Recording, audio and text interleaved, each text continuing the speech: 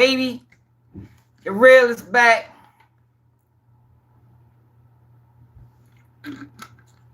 The real is back. The fake that had all day. You know, we gave the fake the whole day, y'all, to push fucked up narratives, the lie. You know, now it's time to get back to reality, man. It is time to get back to reality.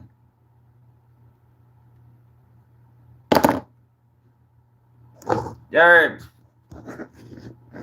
The fake that had a field day today, I was watching.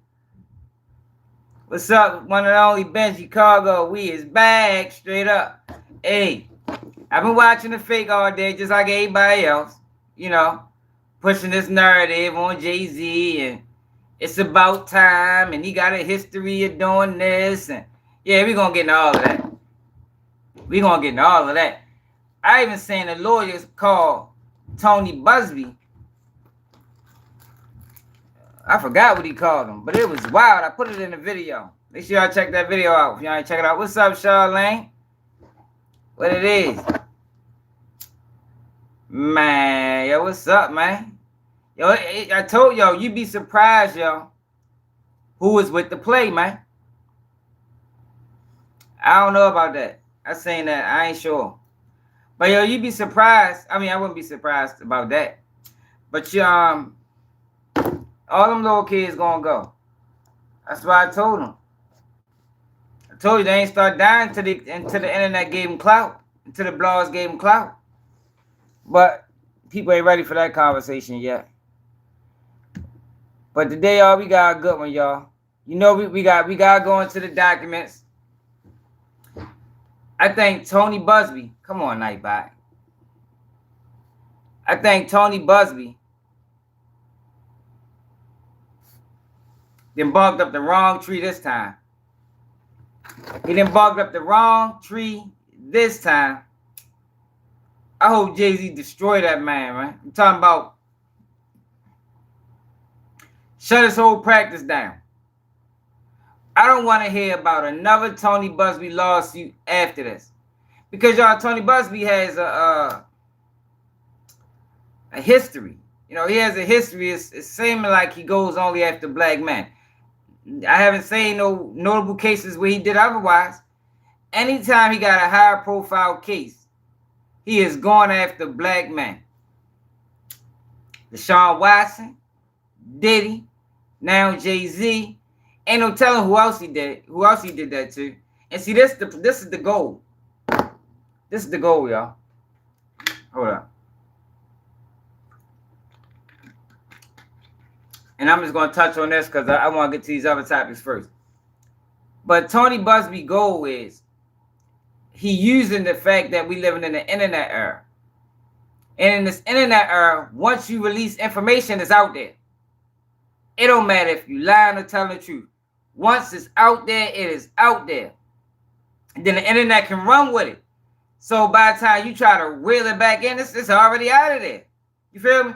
So he uses that to his advantage. Because, you know, most people, especially people in the entertainment industry that have been dealing with this type of shit, they understand that. They understand bad press can make you lose out on a lot of things, endorsements included. So he uses that to his advantage. But Jay-Z ain't budging. Not this time. You feel me? Jay-Z ain't budging. Salute to Jay-Z, man. Because we ain't doing that. We ain't doing that at all.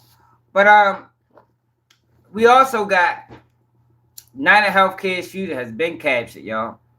God damn it. And he from the Baltimore County region. Went to school in Baltimore City. What's up, 144K? Yeah, he vicious, Charlene. Vicious is a motherfucker.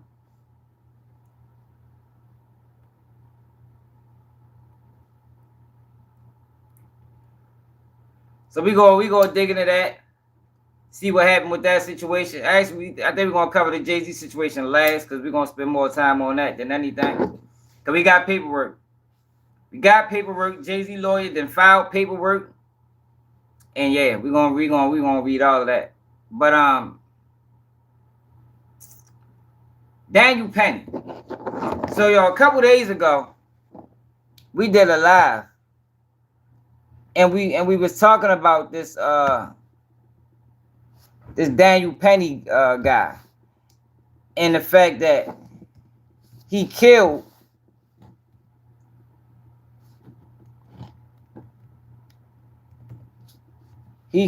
Jordan Neely in a subway station. The whole world saying it. The whole world saying it. But yet and still, he got found not guilty. So on that live, we talked about how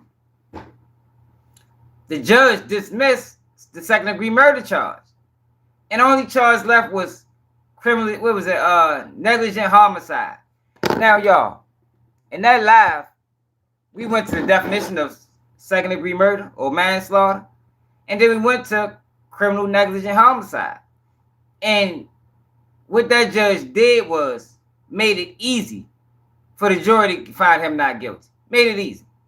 And how he made it easy is because what Daniel Penny didn't fall under negligent homicide, because he knew exactly what he was doing.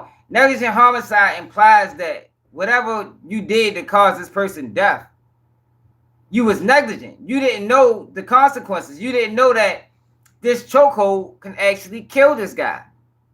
But in Daniel Penny case, he was ex-Marine, so he knew exactly what he was doing.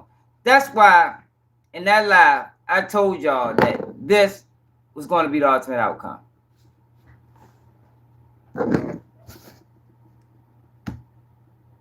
Because the judge made it easy for him. Judge made it easy for him. Now the judge is making the same light, because mainstream media, you know how they going to spin it. The judge made it seem like, he was doing a favor for the defense or doing a favor for the victim. But no, that's not what was going on. Taking second degree manslaughter off the table guaranteed this. Death of Jordan Neely on a New York City subway last year was found not guilty of criminally negligent homicide by a Manhattan jury on Monday. This comes after a judge dismissed a more serious second-degree manslaughter charge last week after the jury could not come to a verdict on the count they were hung. Gloria Pazmino, tell us the latest. Well, we are getting a live reaction right from inside that courtroom. My colleague Lauren Del Valle has been sitting there as the verdict was read. Not guilty. Visible smiles from Daniel Penny, who has just been acquitted on that second charge, the criminally negligent homicide. At the same time, the father of Jordan Neely, the victim in this case, escorted out of the room after he had an outburst with an expletive inside that courtroom as the verdict was being read. Court officers stepping in to escort Mr. Zachary Carter out of the room. Andrew Zachary, as his name, I should say. We are also hearing audible reaction directly in the park behind me. Protesters have been here all morning, and they are now starting to chant loudly in response to this verdict. Today, for the first time in the past 6 weeks since we've been here, Daniel Penny also had some supporters in this crowd, but now we are hearing the chanting. In fact, it was something that his defense attorney asked for a mistrial on this morning because of the presence of loud supporters, which he believed could be heard by the jury inside the courtroom as they were deliberating. They are chanting, "No justice, no peace," which can be heard from inside that courtroom, according to my colleague Lauren Del Valle. So for now, 6 weeks after the fact, Daniel Penny acquitted on the second charge, criminally negligent homicide. Days after this jury initially told this judge that they were hung on the top charge, the manslaughter and the second-degree charge, the most serious of the two. Right. So the judge, once the judge got that information, he said, okay, I'm gonna make it easy for you. Since y'all hung on a charge that's more than likely he should have been convicted of, I'm going to take that charge out of the equation. The judge cleared the path for not guilty because Daniel Penny was a nuisance. If you listen to New York Police Department, he was a nuisance. He was homeless. He was bothersome. He bothered people. He had assaults through similar situations. So a lot of times, when people like that die, these police departments look at it like he done us a favor. And the judge did Daniel Penny a favor by throwing out that second-degree homicide. It was obvious. It was obvious, y'all. Go back to that live we did a couple days ago, 2 days ago. We called it. And we ain't called just because we know how it go. We called it because we read the charges and we saying that it was no way possible they was going to find him guilty of criminally negligent homicide because he wasn't negligent. Negligent implies that he didn't know what he was doing. He knew that chokehold through his training, like they like to say in the police paperwork, through his training, that can kill a person. So it was no way possible. If they would have found him guilty of negligent homicide, that would have been a miscarriage of justice. It'd have been a miscarriage of justice. Because wasn't nothing negligent about what he did. It was all intentional. The DA moved to dismiss that charge after the jury said they couldn't come to an agreement. And after the judge agreed to dismiss the charge, he instructed the jury to go back into the deliberation room this morning and continue to deliberate. And now, just about an hour and a half after they started deliberating for the day, we are hearing back that verdict. Daniel Penny, not guilty of the criminally negligent homicide charge, nearly a year after he placed Jordan Neely, a homeless street artist, in a fatal chokehold in a New York City subway. Yeah, I mean, I have to say it's worth just reemphasizing the fact that this was a hung jury on the most serious charge, the second-degree manslaughter, and that was dismissed last week. And the jury of 12. Why the judge just ain't let it become a hung jury? Let them get tried again. That's what they do in our cases. Let them get tried again. Hung jury, try them again. But no, the judge made it easy for them. He made it easy for the jurors. Or she, whoever judge it was. Today and acquitting him of the lesser charge of criminally negligent homicide. Have we heard from Daniel Penny's team? Yeah, I'm saying that. Well, one thing I can tell you is that. You mentioned the jury. This is a jury made up of Manhattanites. I sat here watching a jury selection before the trial was getting started, and I watched just how carefully every juror was being questioned and picked out. These are people who live here in Manhattan. They ride the subway nearly every day. Many of them talked about the fact that they had witnessed outbursts on the subway. Some said that they at times felt threatened by those outbursts, but others said that they weren't. They were also asked about their experiences with mental illness and homelessness. And what I think all of that encapsulates and really just paints a picture about the state of New York City and many of the issues that the city is grappling with. Mentally ill people, homelessness, public safety, and the perception of public safety, especially in the city subways. This was something that was really happening a lot at the time of the incident, and people continue to be concerned about. We are seeing that play out here by this jury. All right, Gloria, thank you so much. I want to go to Joey Jackson now for some legal analysis. Joey, are you surprised by this? What's your reaction? Yeah, Pamela, I'm not surprised by it. Certainly, we saw just last week that they were hung up on the reckless charge. That was the manslaughter charge that carried the 15 years. And I think that there were concerns as to why they were hung up. I think when you look at this, what does it tell us? First of all, we have to look at what criminally negligent homicide means. Let's see what he said. It means that the jury would conclude that he was negligent. That is, that he failed to perceive the risk that his activities could cause the death of Jordan Neely. However, I think that there are two issues that you look at that are critical. Number one, was it self-defense? No. See? That's the shit that pissed me off with them. I thought he was ready to say what he should have said.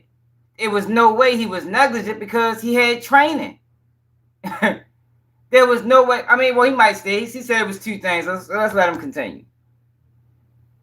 See, that's why this is Keeping G News, and this is mainstream news. Like they gonna beat you around the bush, tell you a whole bunch of nothings. We get straight to the point, cut and dry, tell you what it is.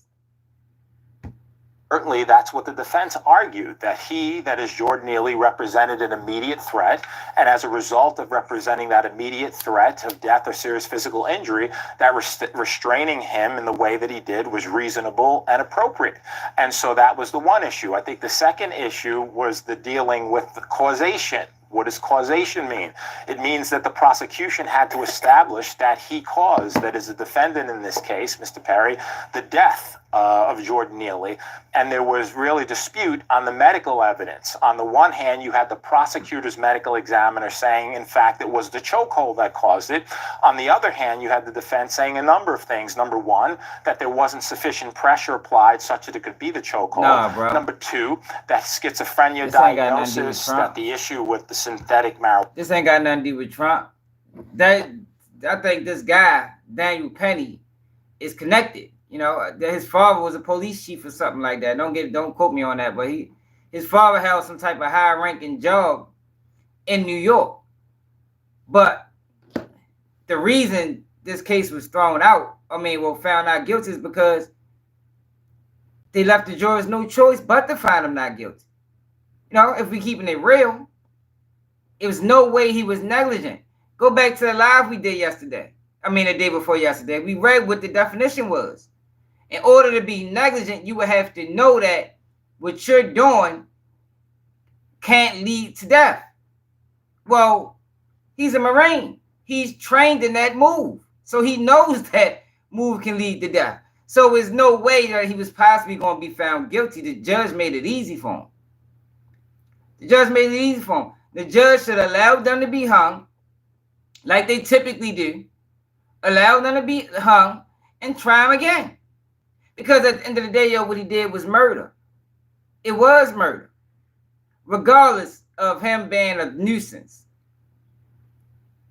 You didn't have to kill him. You subdued him. That was enough. The man held him in a chokehold till police came. The guy been out of consciousness. That was unnecessary. So, it is what it is. You know, that's typical. The news, you know, they're going to spin y'all and give you a whole bunch of nonsense. But what it is what we said it was the whole time. But now you got the UnitedHealthcare worker, y'all. UnitedHealthcare worker has officially been caught.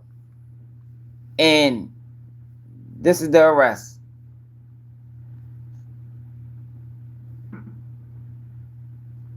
That guy. They showed that guy, but then they showed another guy smile. That guy. Or. Well, I'm no conspiracy theory. All right, hold up. We don't want to see that. Who can be wild as a motherfucker. You'll stay in that conspiracy lane.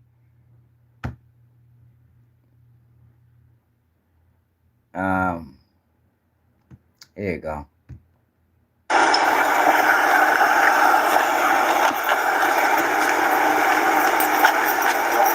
Definitely premeditated.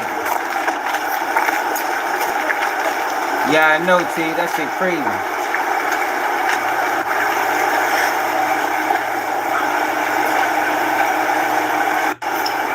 Damn, yo. Hey, y'all. He gonna be alright in the joint. He is gonna be so straight in the joint. He gonna be treated like a god in that bitch. For real. Because a lot of people wanted him to get away.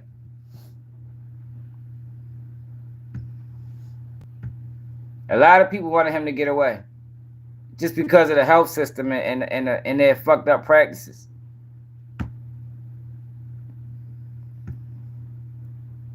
Well, Mr. Mangione has not yet been charged with any crimes in New York yet, so it's not clear exactly when he's going to be brought back here. Yeah, but we're also learning much more about his background tonight. Eyewitness News anchor Tanya Rivera joins us now with that part of our coverage. Tanya. Well, Lizville, now that there's a person of interest in police custody, as you mentioned, what is next? NYPD detectives are currently in Altoona, Pennsylvania, along with members of the Manhattan District Attorney's Office to interview 26-year-old Luigi Mangione to figure out what makes him tick. As we embrace the new, however, we won't forget the old. Our friendships, values, and memories from Gilman will always stay with us. Luigi Nicholas Mangione in 2016, speaking about being class valedictorian. Today, police say he is a person of interest in the killing of UnitedHealthcare CEO Brian Thompson. Officers recovered a firearm on his person. Also recovered was a fraudulent New Jersey ID, matching the ID our suspect used to check into his New York City hostel. At a press conference Monday afternoon, Mayor Eric Adams, Police Commissioner Jessica Tisch, and Chief of Detectives Joseph Kinney praised the successful teamwork. This case was brought to a successful conclusion based on the coordinated effort between numerous NYPD units, including the Intelligence and Counterterrorism Bureau, our federal partners at the FBI, the Manhattan District Attorney's Office, and of course, members of the Altoona Police Department in Pennsylvania. Police say they're still working through a recovered handwritten document and social media to understand what may have motivated the suspect. All they'll say now is it appears he harbors ill will toward corporate America. But that will all come out as part of our investigation. We're not done here. Police say when apprehended, Mangione, a University of Pennsylvania alum with 2 degrees in engineering, had a ghost gun that may have been made with a 3D printer. Mangione now faces gun charges in Altoona, so will not immediately be brought back to New York. We're going to have to work that out with the Manhattan District Attorney's Office in Altoona. Man, Pennsylvania ain't letting his ass go. I'd say that. Pennsylvania is not letting his ass go. It's going to be forever before he make it to New York. Watch. He's going to be facing gun charges there, and at some point we'll work out through extradition to bring him back to New York to face charges here. At this stage of the ongoing investigation, police say the suspect is believed to have acted alone. Again, he's not been charged with anything in New York, and the specific charges beyond murder that he may face here are yet to be determined by Manhattan District Attorney Alvin Bragg. Liz, Phil. Tanya, thank you. So, hold up. So, some messages got released. It was a guy trying to reach out to him. Did I say that? Man was trying to contact UnitedHealthcare assassin back in July after Luigi promised to pay something for his wedding. So it said, hey, are you okay? So it looked like the guy went rogue. Oh, no, that was the third. No, that was, shit, that wasn't two. That was what, last week? 2 months ago. Hey, are you okay? Nobody has heard from you in months. And apparently your family is looking for you. Thinking of you in prayers every day in your name. Know you are missed and loved. So that was last day. So he went rogue for a while, y'all. Say, hey, man, I need you to call me. I don't know if you're okay or just in a super isolated place and have no service. But I haven't heard from you in months. You have made commitment to me for my wedding. And if you can't honor them, I need to know so I can plan accordingly. Yo was on his ass. Yo was on your ass for that. My man Danny. Danny wasn't playing no games. Hold up. I know. Did I save anything else? Look, his sister say, man, free. Look, sis say, man, free bro, man. They say he was anti-government. That's what word is. And he is a Towson graduate. So let's read this. The person of interest in UnitedHealthcare CEO Brian Thompson's killing has been identified as a 26-year-old computer whiz who graduated as valedictorian from his Maryland prep school. Luigi, of Towson, Maryland, was carrying a weapon similar to the one used in the fatal shooting of Thompson when he was arrested in Altoona, Pennsylvania on Monday. New York City Police Commissioner Jessica Tisch told reporters, at this time, he is believed to be our person of interest in the brazen targeted murder of Brian Thompson, CEO of UnitedHealthcare, last Wednesday in Midtown Manhattan, Tisch said at a press conference on Monday. He was carrying identification with his name on it, as well as a fake ID when he was taken into questioning. Law enforcement sources told the New York Times. The break in the case comes after McDonald's employee noticed that he resembled the suspect seen on the New York Police Department wanted posters. Mangione, who is one of 6 kids, graduated as valedictorian from Gilman School in Baltimore, where he plays soccer. According to the New York Post, upon graduating, he said he intended to study artificial intelligence at the University of Pennsylvania. When he was taken into custody Monday, Mangione had a manifesto on his person. Law enforcement sources told the New York Times. He said he had a manifesto and he pledged his support for Ted Kaczynski. Oh, that was he from that was that Baltimore shooting. I remember Ted Kaczynski. That's the guy that was beefing with the government.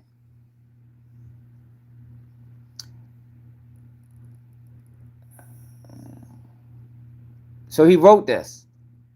Oh no, he ain't write this. This is a manifesto, I guess, from Kaczynski, but he liked it. He read the book. It's clearly written by a mathematic prodigy. Reads like, y'all can't see that. Can y'all see that now? Reads like a series of lemmas on the question of century quality of life. It's easy to quickly and thoughtlessly write this off as a manifesto of a lunatic in order to avoid facing some of the uncomfortable problems it identifies. But it's simply impossible to ignore how prescient many of his predictions about modern society turned out. He was a violent individual, rightfully imprisoned, who maimed innocent people. While these actions tend to be characterized as those of a crazy whatever, however, they are more accurately as those of an extreme political revolutionary. A take I found online that I think is interesting. Had the balls to recognize that peaceful protests has gotten us absolutely nowhere. And at the end of the day, he's probably right. Oil burns haven't listened to any environmentalists, but they feared him. When all other forms of communication fail, violence is necessary to survive.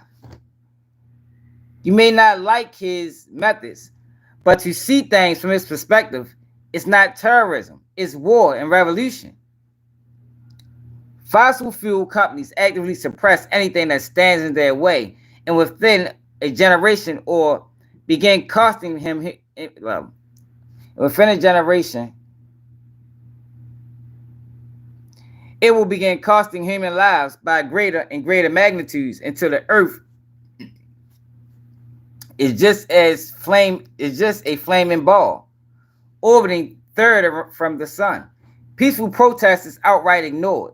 Economist protest isn't possible in the current system. So how long until we recognize that violence against those who have led us to destruction is justified as self-defense? Okay. These companies don't care about you or your kids or your grandkids. They have zero qualms about burning down the planet for a buck. So why should we have any qualms about burning them down to survive? Oh shit. We're animals just like everything else on this planet, except we've forgotten the law of the jungle and bend over for our overlords when any other animal will recognize the threat and fight to the death for their survival. Violence never solved anything. It's a statement uttered by cowards and predators. Damn, that's deep. I fuck around and agree with that shit. Hey yo, what y'all think about that?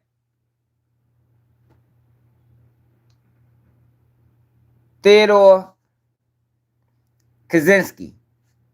I remember that shit. That happened in like 95.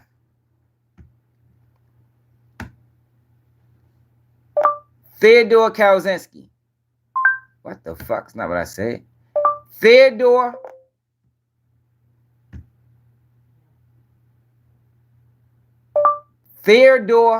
Kaczynski.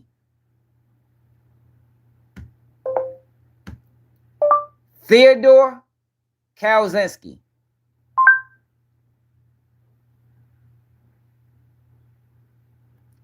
The Unabomber.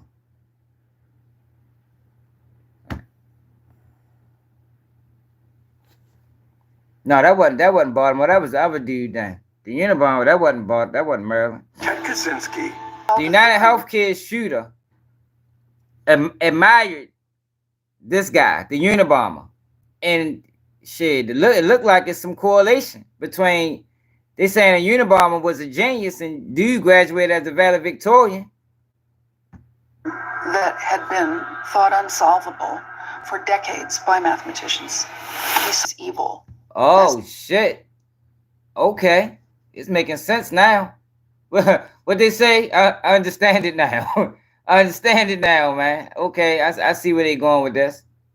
The evolution of technology as evil and the technical class as perverting the human spirit. What he discovers is so he was right from society. Yeah, the Unabomber. The society that he's trying. They saying the guy that killed UnitedHealthcare admired the Unabomber. So I just read the Unabomber manifesto, and he rated the book, and I guess this is some things that he wrote. He said the Unabomber was right. Can y'all see that? He said the Unabomber fuck around was right. I mean, but I ain't down mean you go do no wild shit like this. You know, you just gotta adapt. I mean, you don't do this. I wouldn't recommend this for anybody. Is closing in on him anyway. But he probably wasn't done. This might have just been a start. He was fucking around ready to start picking a lot of people off. 5, damn. Shit, well, I said, okay. And we might gotta read that manifesto because he fuck around right about a lot of that shit that he was saying. Because the technology is fucking killing the world. But Jay-Z, y'all.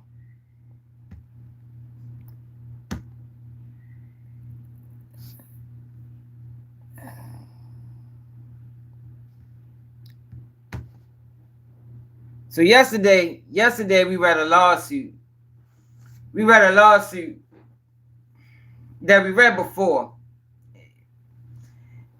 At first, the lawsuit just included Diddy and a couple unnamed, I guess you would call them co-conspirators, you know.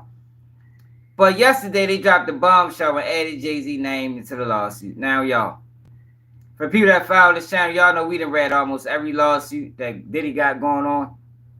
So we ain't really, you know, we not pushing the narrative that you probably see on most channels because I don't think most channels read the lawsuit.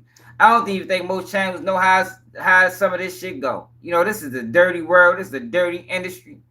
And people will push negative perceptions for views, for likes, for comments. And they don't care who it hurt. Well, on Keep It G News, we don't do that. On Keep It G News, we going to keep that shit all the way 100. And I'm going to be the first to tell you, if you ain't heard it already, these lawsuits on Diddy and Jay-Z is bogus. Bogus, bogus, bogus. So yesterday, we read the lawsuit. And today, matter of fact, this came out yesterday too, but I ain't even see it. My salute the Flim Flam, man, the paperwork guru. She sent me this yesterday, so we're going to read Diddy's response to Tony Busby shaking him down. Now, y'all, Tony Busby is a piece of shit. But let me show y'all, before we get to that, let me show y'all what Mo Gamet, who we allowed into the culture, had to say about Tony Busby. And I put this in a video earlier. So make sure I check out that video I did earlier. But check yo out. Now, we allowed him into the culture to speak on hip-hop. And Jay-Z, who's at the head of hip-hop, and he ain't perfect, you know. He didn't hear. I think he did a lot of flawed things, like what he did with what's that company he ran? Tidal. You know, he got black people that supported, then he sold it. So he done did a lot of fuck shit. But we ain't ready to let him go down like this. Not on Keep It G News. No, fuck no, because this is bogus. But we allowed this guy into the community, and somehow he done weaseled his way in to hip-hop. And for some reason, people actually go to him for his takes on hip-hop. But listen to his take on this. Headline, what's really interesting is the backstory leading up to all of this. Jay-Z has been named as a defendant in a lawsuit claiming sexual assault of a 13-year-old back in the year 2000, 24 years ago. So here's the backstory from what I'm seeing. The lawyer who filed this lawsuit, his name is Tony BUZBEE. Tony BUZBEE is one of the most, if not the most successful lawyer in America. Deadass. Now, we heard a few weeks ago how Tony BUZBEE, the lawyer, got sued. And somebody sued him in a California court. That person said, hey, I'm a celebrity. BUZBEE definitely normally targets black people. He's blackmailing me and threatening me, saying that he's going to sue me. He's full of shit. It's all lies. So you court have to stop him. Tony BUZBEE also said that after he got sued, private investigators have been reaching out to his former clients, his former employees, his current clients, trying to get any dirt on Tony BUZBEE to try to get him to back down.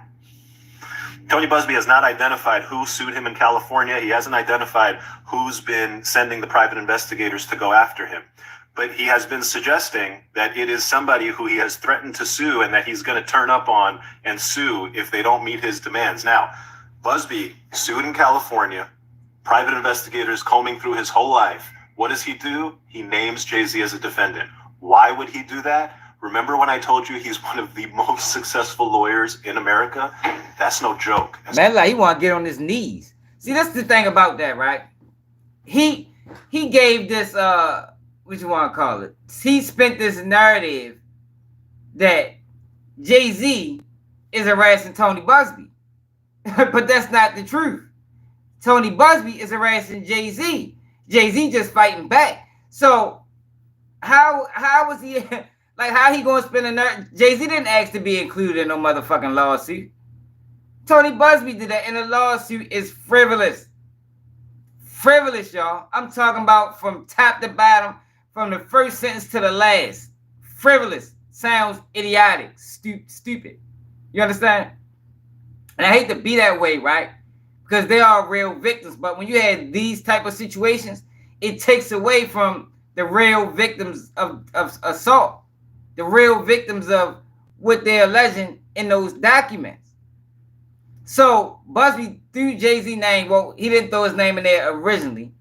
He was contacting him, trying to shake him down. And I told y'all in the beginning of the video, the reason they do this is because we living in a world where public perception is reality. That's why a lot of times we got to fight back against these narratives, because they can have dangerous effects later on. You understand what I'm saying? So we can't just allow nonsense to be spewed and don't say nothing about it. If you're ignoring it, you're part of the problem. If you're going with it, you're part of the problem because, yo, that lawsuit sound ridiculous. A 13-year-old going to the VMAs, then getting picked up in a limousine and drove to Diddy party. And the lawsuits, the first one that was written on Diddy, it's a lot of differences between the second one that included Jay-Z. It's like they filling in the blanks as long, you know, going along filling in the blanks is what they doing. That first lawsuit made absolutely no sense. So they tried to make it make more sense in the second one. But yo, the truth only gotta get told once. The truth doesn't have to get told twice.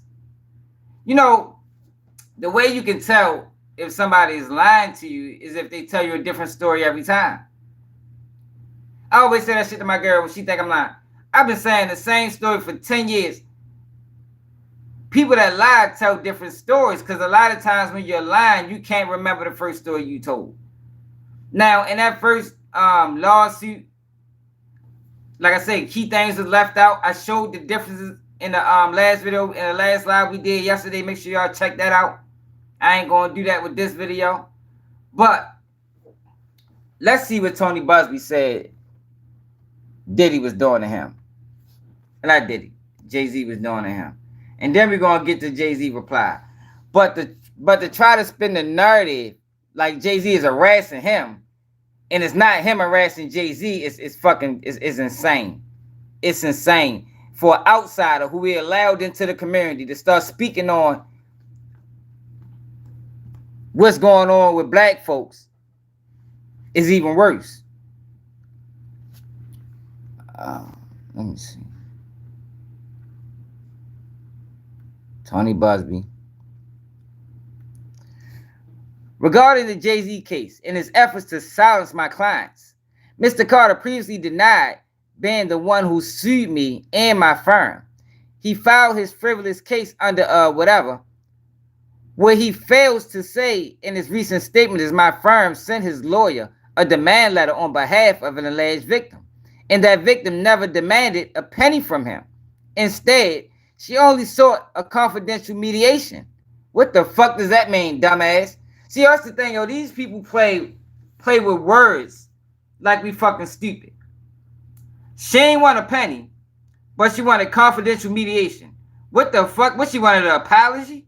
Like, yo, stop playing people stupid, my guy. What's up, Charles?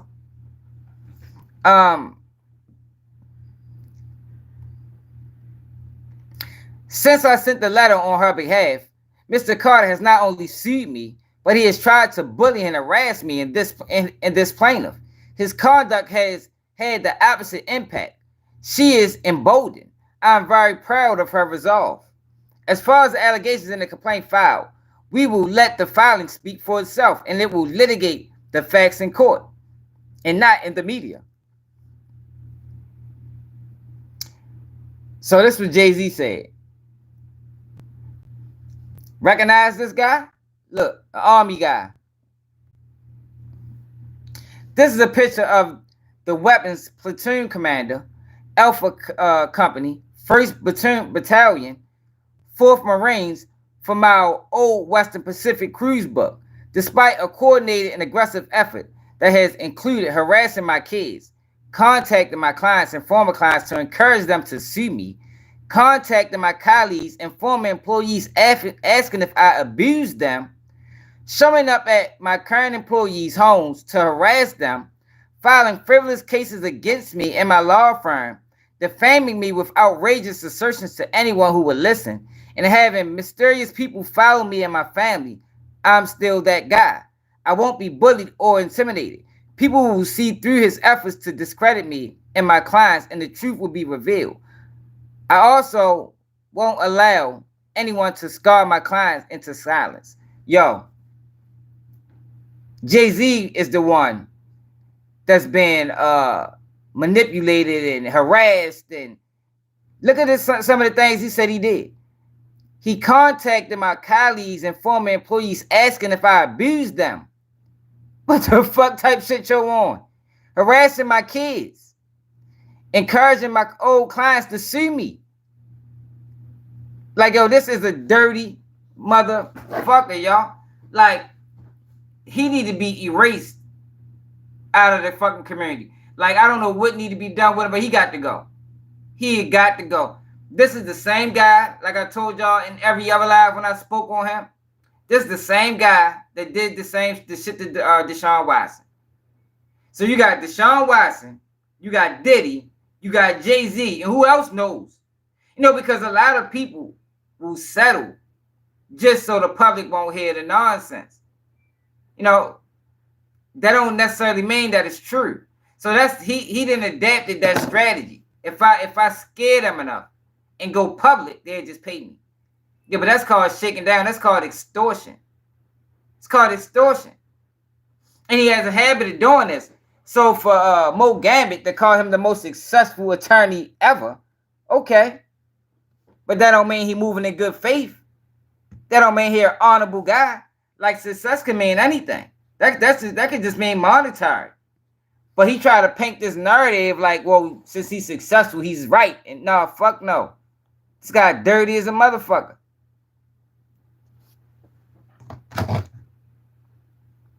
Dirty as it gets. New York City rat. You heard me. That's what Tony Busby is. A New York City rat. All right, so this is Jay-Z. Motion to the court. That like button, y'all. Why you got 34 likes? Oh, come on, y'all. Like, yo, why people be liking other videos and nobody like mine, yo? And I'm keeping it realer than most. If I was over this bitch line, I have 1,000 likes. For months, an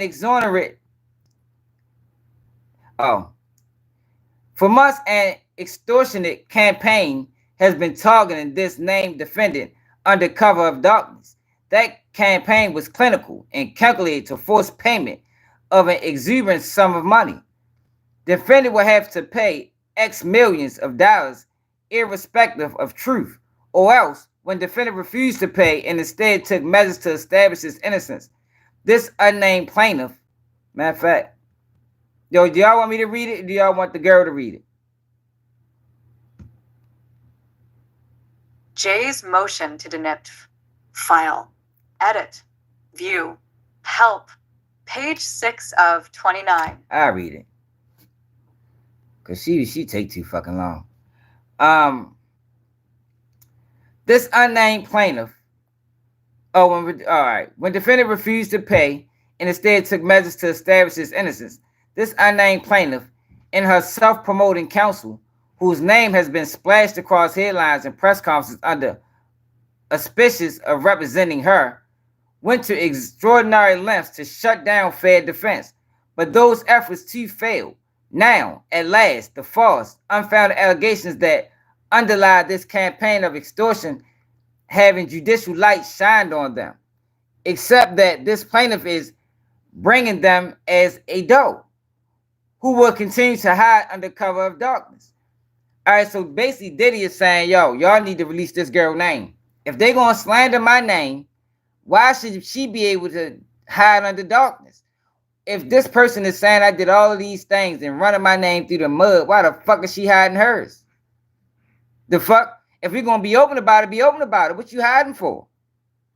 Because that tactic is inconsistent with a genuine effort to determine the truth or falsity or these allegations, as opposed to an effort to produce a quick, extortionate settlement, the defendant is respectfully seeking either dismissal of the allegations or disclose of the plaintiff's identity. Fair is fair. It is not consistent with justice, fairness, or the rules governing federal proceedings for a plaintiff and her counsel to smear defendant's good name in ways that are calculated to feed media coverage and thus inflict maximum public relations damage, while the core fact of the plaintiff's identity revelation of which stand to discredit her entire case remains wholly hidden from view. Basically what I just said. And I agree. Whereas though status is reserved for truly extraordinary cases and predicted upon extraordinary justification, here a multitude of powerful considerations cut precisely the opposite direction. As other judges of this court have ruled in cases involving the same circumstances, defendant Sean Carter, aka Jay-Z, has built an impeccable reputation and has never been accused of, let alone engaged in, any sexual misconduct until today, when plaintiff, in an amended complaint filed by attorney Anthony Busbee, has leveled baseless allegations and accused Mr. Carter of despicable acts while hiding behind the what the fuck is this word, y'all? Pessimist. Whatever. Jane Doe. These claims are not about justice or victims, nor are they about giving victims of sexual violence a voice. Instead, they are merely the next chapter of Anthony Busbee's sprawling extortion saga, a saga whose aim is based and measured in dollars. Busbee has devoted himself to the business of extracting large settlements from celebrities, high net worth individuals, and businesses with any public ties to Sean Combs, aka Diddy. Following the indictment of sex crimes in September 2024, reference to justice or sunlight serve only as window dressing. Make no mistake, this case is about retaliating against the rare target who would not pay. Anthony Busbee has a history of targeting celebrities by making false allegations of misconduct. And Mr. Carter sought to expose Anthony Busbee's last extortion scheme in California lawsuit on November 18, 2024, after receiving a demand letter from Anthony Busbee, Exhibit 1, extortion complaint. At the time, Anthony Busbee knew who Mr. Carter was, even as Mr. Carter remained in the dark, as he does today, about the identity of Mr. Busbee's client. Plaintiff and attorney Busbee now bring these claims against Mr. Carter in a clear act of retaliation, as the complaint admits on its face. While Mr. Carter was being extorted, he could not speak out without revealing his identity and the heinous allegations made against him, which are patently false. That would be playing into Mr. Busbee's game and the leverage he's wielding. The upshot would be highly sensational and equally false. Allegations being broadcast across social media and the press, thereby maximizing the pressure exerted. But I just say, y'all, didn't I just say that's what he used? Against extortion targets to satisfy his monetary demands, irrespective of the truth. Because Mr. Carter called upon the courts rather than paying, he has now been sued. So be it. One way or another, Mr. Carter is entitled and positioned to exonerate himself through the legal process. In this case, he will vigorously defend himself and expose the truth. That the allegations in the complaint are false, but disclosure of plaintiff identity is among the most essential, basic tools that can and should be enabled, that should enable Mr. Carter to vindicate himself. Mr. Carter should not have to defend himself in the brightest of spotlights against an accuser who hides in complete darkness. That's a fact. While leveraging allegations that describe the purported acts occurring in the plain sight of witnesses who could refute the plaintiff's claims if only her identity was revealed. Man, clap it up for Jay-Z, man. Clap it up for Jay-Z. Let me read that part again. Mr. Carter should not have to defend himself in the brightness of spotlights against an accuser who hides in complete darkness, while levying allegations that describe the purported acts occurring in the plain sight of witnesses who can refute the plaintiff's claims if only her identity was revealed. Facts. It was a lot of people there. That's what she said, right? Show your face. Let people say, yeah, I was there. You understand what I'm saying? Let people say, yeah, I remember that. But she can't do that because she's fucking lying. In the American judicial system, lawsuits are public by their nature and their design. The public is meant to know the facts involved and the identities of the parties. Indeed, federal law requires that all parties litigate using their true names. Parties are exempted from this mandate only in exceptional cases where, for instance, allowing the party to proceed anonymously will protect him or her from physical violence, deportation, imprisonment, or severe harassment.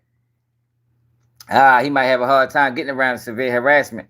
Here, plaintiff has chosen to sue Mr. Carter anonymously using the name John Doe, yet has not alleged any facts that would allow her to sidestep the federal mandate requiring that all parties must litigate using their true names. Indeed, Mr. Plaintiff's allegation exhibits none of the special circumstances necessary to allow her to litigate anonymously. To the contrary,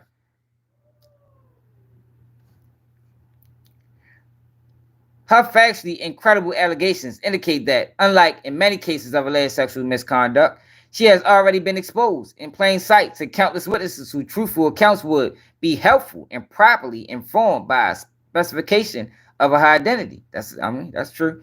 Notable, she has not claimed severe harassment, threats of violence, or any ongoing interaction with Mr. Carter beyond communication through her attorney, nor has plaintiff even submitted an affidavit alleging these types of special circumstances. Instead, she relies solely on a self-serving declaration from attorney Busbee. Anthony Busbee affidavit does not indicate how an attorney from Texas is competent to testify as to the mental state of plaintiff, let alone how he has personal knowledge of what happened to her in New York to supposedly cause that mental state. The declaration does little more than parrot Busbee's own motivations and a legal standard. That is, it does not provide any actual facts indicating that plaintiff is in need of extraordinary protection. Suffice it to say that attorneys' profit, innuendo, and generic accusations do not suffice to justify why Mr. Carter and the American public should be denied access to plaintiff identity in this highly public litigation. If anything, this case presents an extraordinary need to follow the extraordinary rules of litigation and have both parties proceed under their actual names. Anthony Busbee has for months taken to traditional and social media to describe how he plans to target celebrities in connection with these allegations, and he has now issued multiple social media posts about this action. Traditional media sources have somehow been reporting with Mr. Busbee expressed endorsement on social media that Mr. Carter is the target of Busbee allegations. Thus, the plaintiff, through her counsel, has acted quite unlike a party who wants to minimize the amount of public attention on this matter. Instead, Busbee has attempted to leverage public scrutiny to taint a potential juror pool and put pressure on Mr. Carter to settle this Maryland case. What I tell y'all? What I tell y'all they was doing? What did I tell y'all they was doing, man? They're using these lawsuits to taint the jury pool. That's what I'm saying. See, this is what people gonna get from Keep It G News versus the other guys. I've been telling y'all that from day one. Why would you announce 120 lawsuits and only file 7? Since when has that been status quo? Since when did people announce lawsuits that they haven't filed? The only reason they're doing it is to tank the jury pool. That's the only logical reason. Because in Diddy case, they don't have a case. All they got is a video of him fighting Cassie. Or beating up Cassie. I ain't gonna say fighting.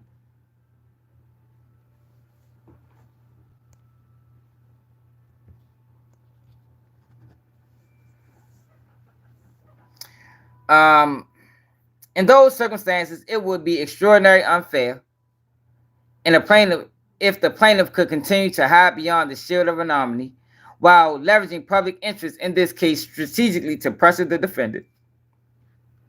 Furthermore, the litigation here describes serious criminal violations.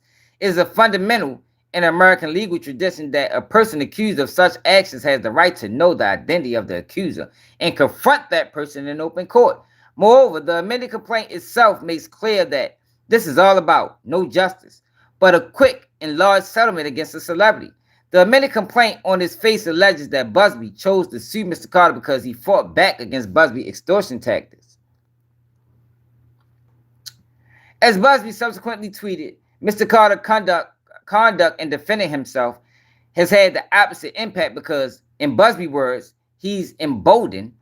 And although the complaint alleges that another celebrity, Celebrity B, was also involved in the alleged actions, it does not reveal her identity. What I tell y'all? Didn't I say that yesterday? Didn't I say that yesterday? No doubt because Busbee seeks to leverage his public allegations against Mr. Carter to extract a settlement from her. None of this is consistent with a genuine effort to seek justice and truth. The court should not allow this strategic abuse of the judicial system to continue. Mr. Carter deserves to know the identity of the person who is effectively accusing him in sensationalized public hunting fashion or of criminal conduct, demanding massive financial compensation and tarnishing the reputation earned over decades. This court has recognized the nearly identical claims brought by other plaintiffs represented by Anthony Busbee do not meet the criteria to proceed anonymously. Here, the balance of the equities afford all more the reason why this plaintiff should be proceeding under her true name if she wishes to proceed at all. Straight up. We already read all that. Hold up. No, did we read this?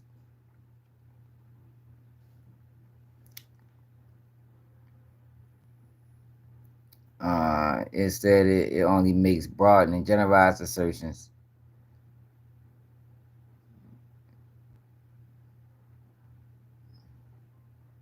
The declaration makes no specific reference to special circumstances unique to plaintiff case. Instead, it only makes broad and generalized assertions about Anthony Busbee, other clients. Strikingly, an overwhelming number of these clients, likely in excess of 80%, have stated to me or attorneys at my firm during their intake process that Mr. Combs made threats of violence against them or against clients' family members. If the clients disclose to anyone the facts of the sexual assault or other acts of Mr. Combs of which they were a victim, in at least 2 cases filed by Anthony Busbee with this declaration, other courts in this district have already denied his baseless motion to proceed anonymously for failure to meet the burden to show each plaintiff was entitled to exceptional remedy of anonymity. Exhibit 2. The court concludes that the balance of interest at stake weighs strongly against granting plaintiff motion, where a plaintiff who is an adult has now decided to file a lawsuit in which she accused the famous person of engaging in heinous conduct approximately 20 years ago, and defendants have a right to defend themselves, including by investigation. Plaintiff and the people who have a right to know who is using their courts. While the court does not take plaintiff concerns lightly, the court cannot rely on generalized, uncorroborated claims that disclose would harm plaintiff to justify her anonymity. This case concerns Combs, who is under indictment and detained following a raft of criminal and civil allegations against him, but plaintiff has now sought to sully the reputation of Mr. Carter, who has never been accused of misconduct in his 37 adult years. Plaintiff has not come close to meeting her burden here in the balance of equities that she litigate under her true name. There is every indication that this lawsuit is not truly about plaintiff, but about Anthony Busbee. Larger agenda. Despite plaintiff's request to proceed anonymously, plaintiff counsel is doing everything to draw widespread attention to her. The same day the amended complaint was filed named Mr. Carter, Anthony Busbee posted on Instagram and Twitter promptly featuring himself addressing the amended complaint and making it clear his client is not about this client. What the fuck? It makes clear amended complaint and making clear this is not about his client, but is about his personal spat with Mr. Carter.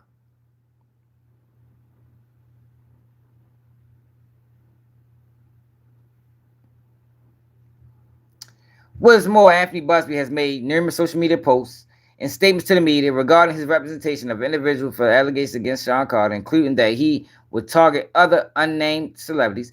These statements began a couple weeks after Mr. Combs' indictment and continued after plaintiff, through Anthony Busbee, sent Mr. Carter unfounded demand letters in November 2024, falsely accusing him of R. These baseless claims, unsupported by evidence, are nothing more than a calculated effort to strong-arm Mr. Carter into submission. When Mr. Carter proved unwilling to pay, Anthony Busbee escalated his tactics and schemed further, threatening to conjure additional false accusation and manufacturing a parade of fictitious... Yo, this nigga is dirty. Yo, come on now.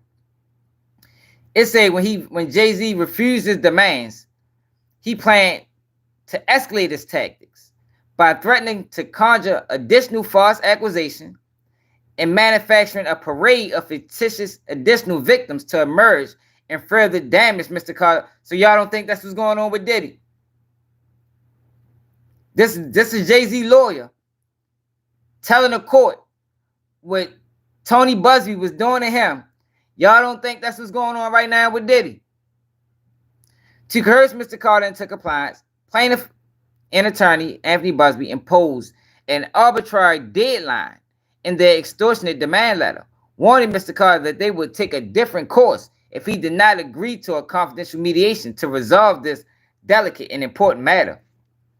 Without even waiting for the deadline provided by the extortionate demand letter to pass, Anthony Busbee posted on social media that he intended to file a lawsuit naming Mr. Carter and attaching the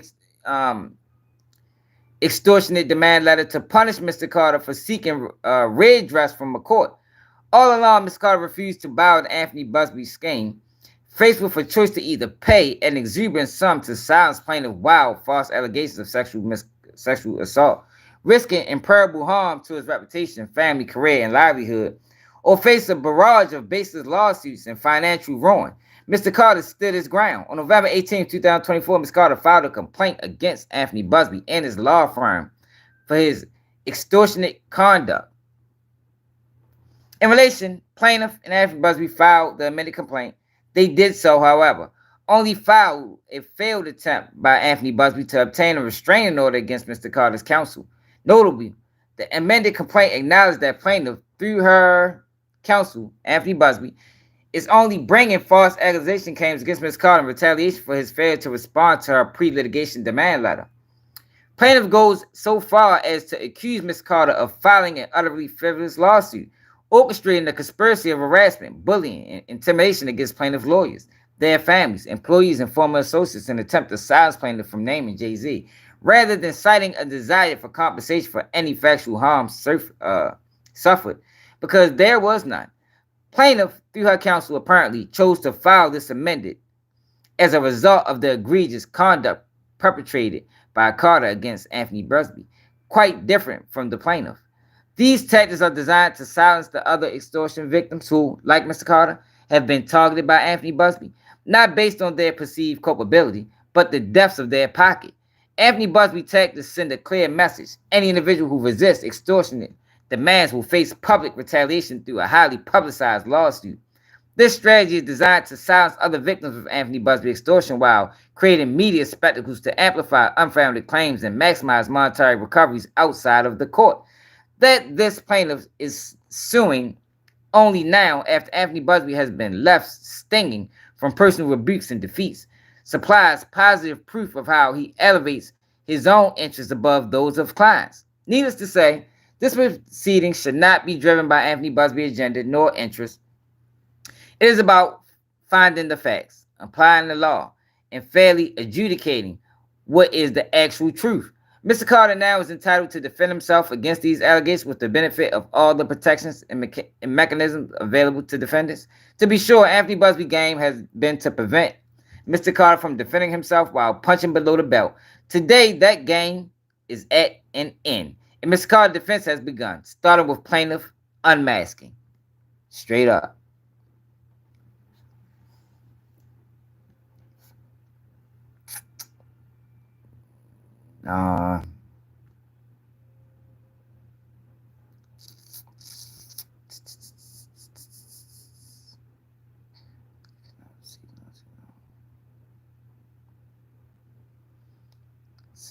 Precisely.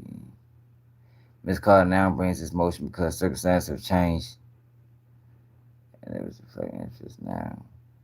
It is now a vehicle serving the singular agenda of Anthony Busbee. Least there be any doubt, one need only to look at social media posts Anthony Busbee made concurrent with this filing. It features no image or symbolism related to any purported victim of sexual assault. Man, what y'all think about this nonsense, man? Yo, Jay-Z, he barked up the wrong tree this time, y'all. He barked up the wrong tree this time.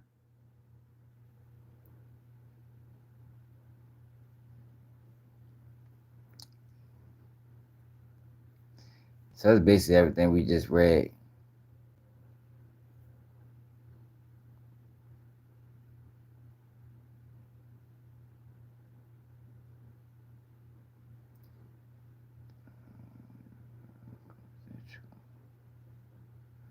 The court is required to discuss every factor.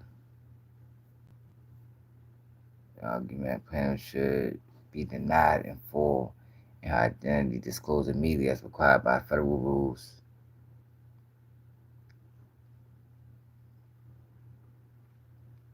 The allegations in this lawsuit are not unique, nor are the circumstances exceptional so as to warrant the extreme accommodation of proceeding anonymously. Multiple judges in this very district to consider these issues have concluded as much and required the plaintiff to provide the court, the defendants, and the public with their true names, even where the facts and the circumstances were more supportive of relief, where Mr. Combs has made threats, because this is even less reason to support anonymity here. The court should require the plaintiff to reveal her identity or dismiss her suit against Mr. Carter.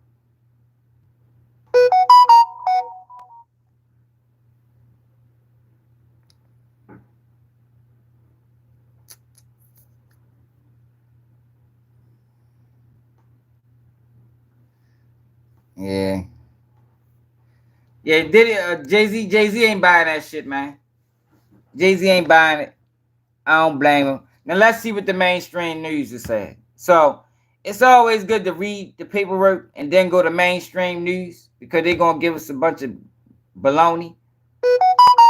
So let's check it out.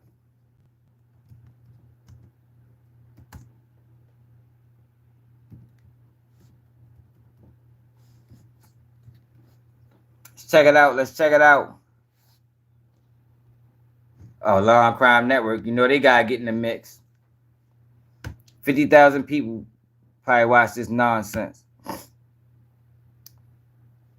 7 shocking details. Like rap music mogul they be tripping me out. As an accused rapist. 7 shocking details, like it's the truth. Ain't nothing shocking about this motherfucker. It's all nonsense.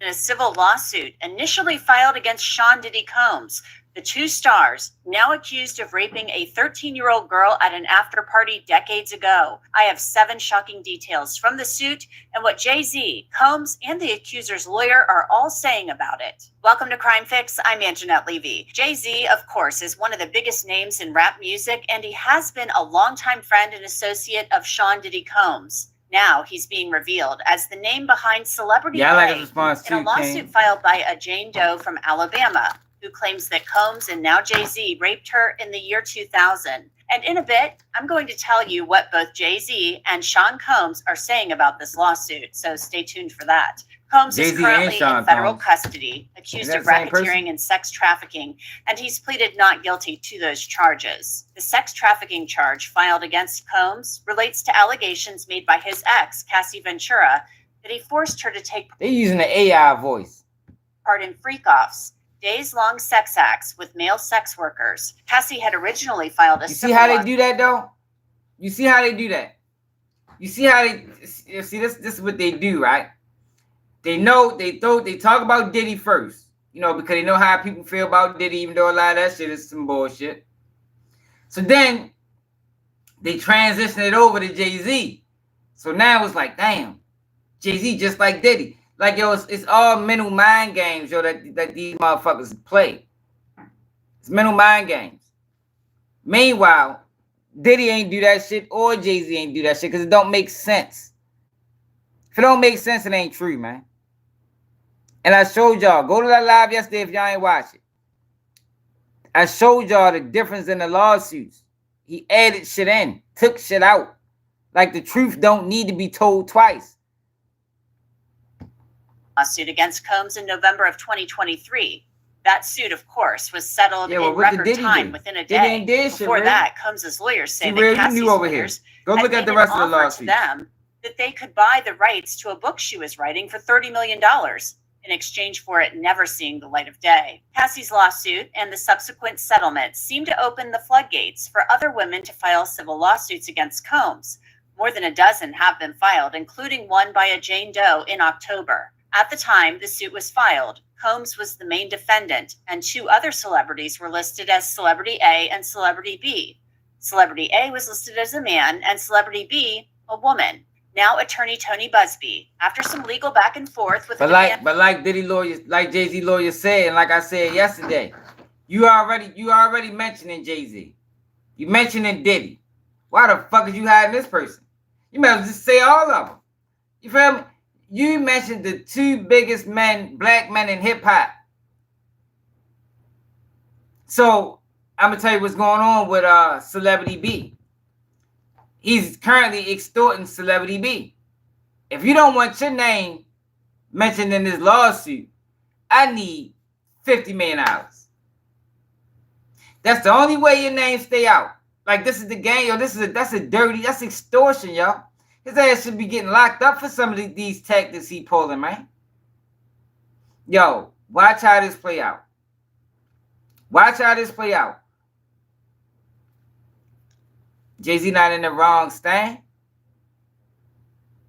Man, y'all tripping. No, did you read the lawsuits? Did you read the lawsuits? Like, we read the lawsuits. That lawsuit sounds crazy. A 13-year-old at the VMAs. All these adults around. A 13-year-old. We ain't talking about 16. We ain't even talking about 15. We talking about a 13-year-old. Come on now, man. Come on now, y'all. And this the thing. If a 13-year-old was going to the VMAs, if the 13-year-old was going to the VMAs, what was that 13-year-old into? And who was guiding that 13-year-old? See, yo, what I honestly believe, y'all, I believe there's an agency, right? And these people, this agency, I don't know if you want to call it if it's trafficking or if it's just par for the course. But it's an agency. If things is true, let's just say things is true. If everything is true, there's an agency, yo, that delivers these people to the industry. But if that is true, then why aren't parents getting arrested? Why aren't the people that's doing this getting arrested? Why are they just handpicking? Whenever they feel like it, they just handpicking people and say, all right, we're gonna get you now. But you're not going to the source. Why is the source not getting arrested? Because yo, a 13-year-old, let's say it's true, a 13-year-old going to the VMAs with hopes that they can get in. How many 13-year-olds did that? At 13 years old, yo, would you ever think, you know what? I'm going to get dropped off at the VMAs and I'm going to try to get in. And then look, when I can't get in, I'm going to talk to the limousine drivers and I'm going to see if there's an after party. Think about this, y'all. Can people use logic, common sense? Please. I'm gonna go to the after party. So then I talk to the limousine driver, and the limousine driver say, "Look, I'm Diddy driver." In the first lawsuit, it just said that there's an after party. I could take you to the after party, and it says this girl left and came back, gave no particular time, and when she came back, mind you, remember this is Diddy's driver. When she came back, the driver just happened to be there waiting for her. A driver waited for a 13-year-old to come back. Took this 13-year-old to the mansion party. Now, in the second lawsuit, it says that the driver drove Diddy to the mansion party and then came back to get the girl. Why they didn't say that in the first lawsuit? The lawsuits say two different things.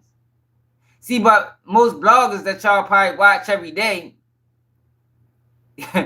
didn't go to the paperwork. And they didn't do what we did yesterday. We went to the paperwork and showed y'all the differences. Like I say, yo, the truth don't need to be told twice. Yo, but we talking about green and we talking about, see, this is the thing. This is the thing, right? Let me tell you this. All right.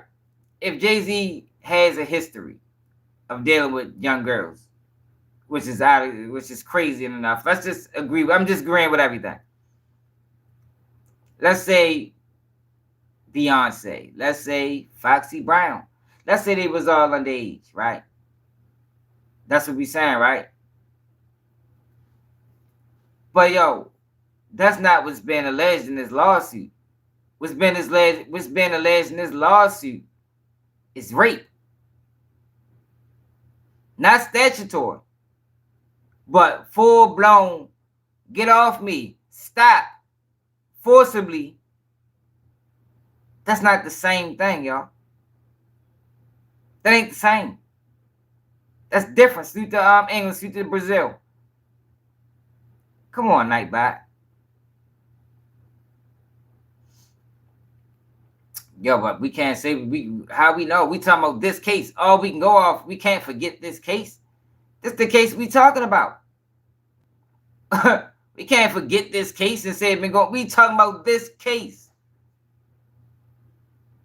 See, yo, subscribe to the channel, Stan. You must be new over here, man. Subscribe to the channel, y'all, because these blogs are lying to y'all for views.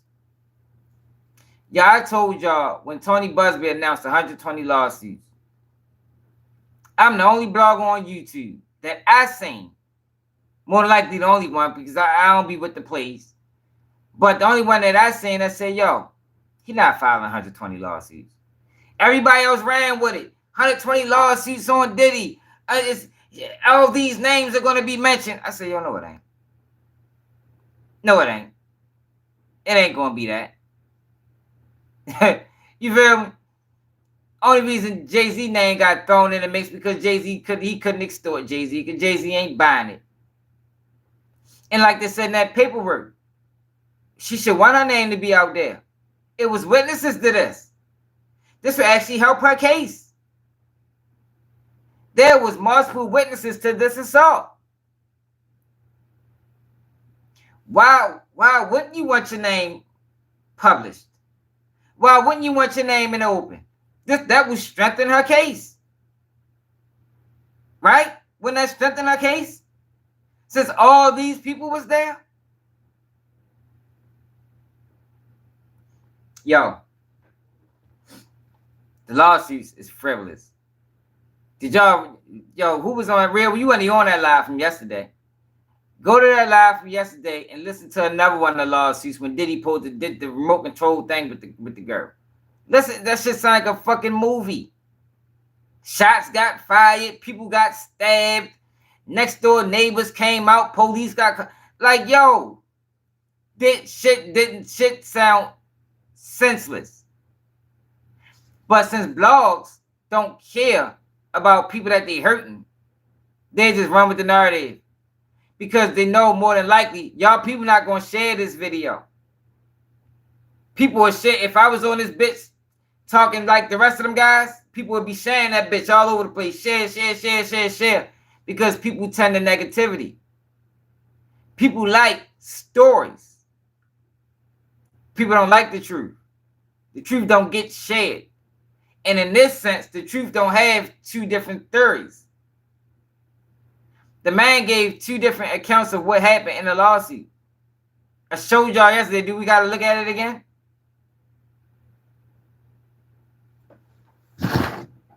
Maybe we got to look at it again.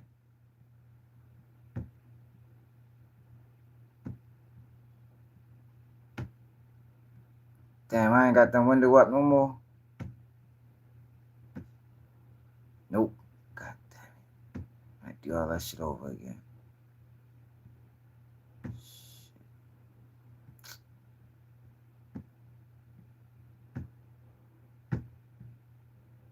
Do all of it over again. Let me show y'all, man.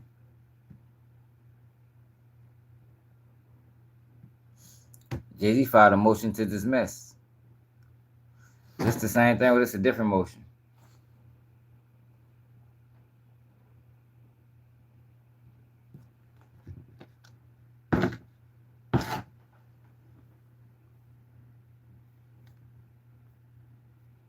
Yes, we can read this. So Jay-Z's legal team filed a motion to dismiss.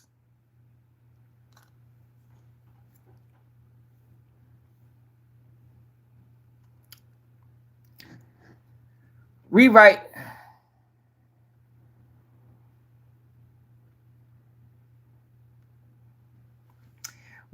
on behalf of our client. Let me put this back. My spot's back in my house.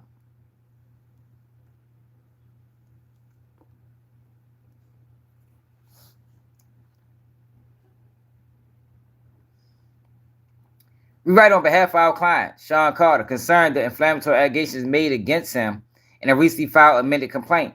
Based on the meritless and frivolous accusations, Mr. Carter filed a motion to deny plaintiff's request to proceed anonymously, pursuant to the federal rule. This morning, due to the highly sensitive nature of this matter and the intense media scrutiny it has generated, we respectfully request to be heard on an expedient basis. They want this in court immediately.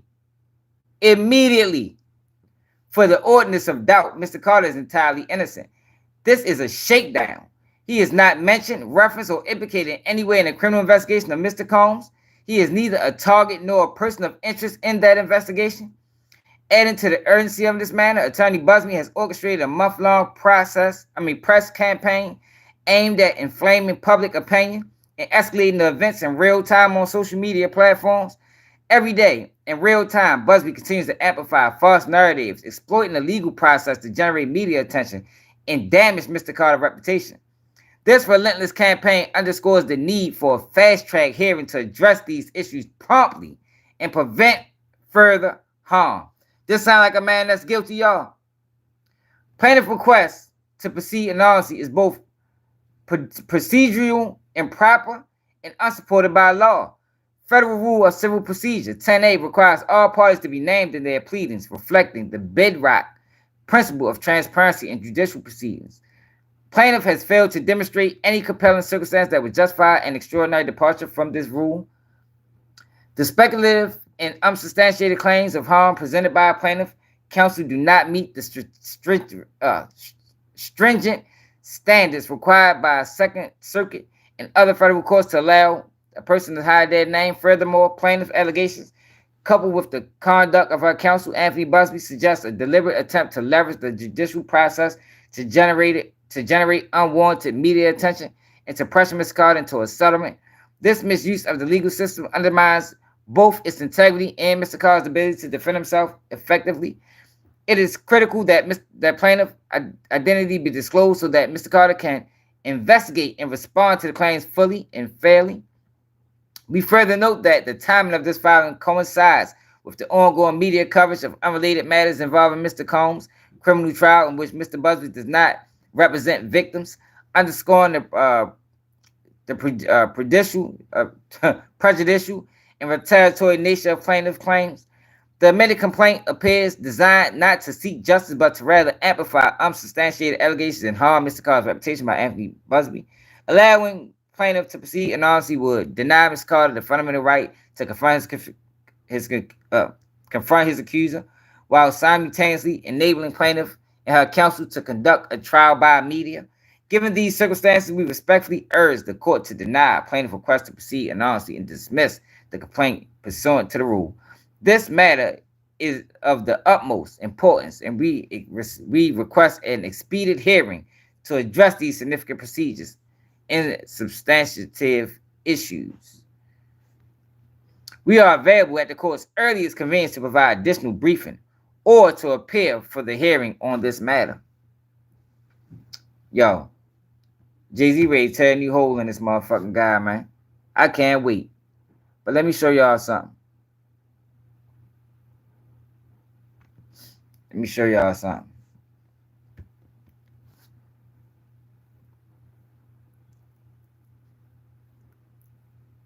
Show y'all something.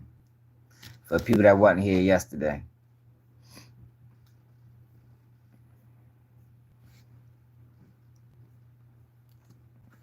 For people that wasn't here yesterday. Hit that like button, y'all. I'm ready to show y'all the key differences in both these lawsuits. Tony Busbee is this fucking scum of the earth. And people really reporting this guy like he's an honorable human being. That just show you what y'all dealing with on social media. All day I've been sitting around watching lies. All day. Watching black men try to tank another black man for monetary gain. Shit was disgusting. See, this is why they don't fuck with me. This is why I'm always be on the outside. Because I never conform to that type of shit. I never conform to that type of fuck shit, man.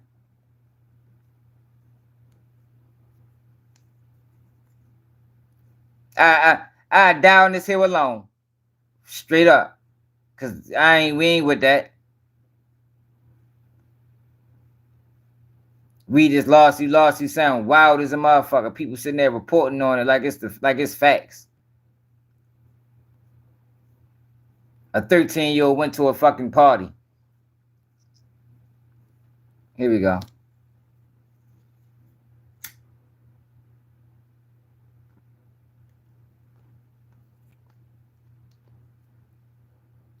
Yo, his job is to shake people down.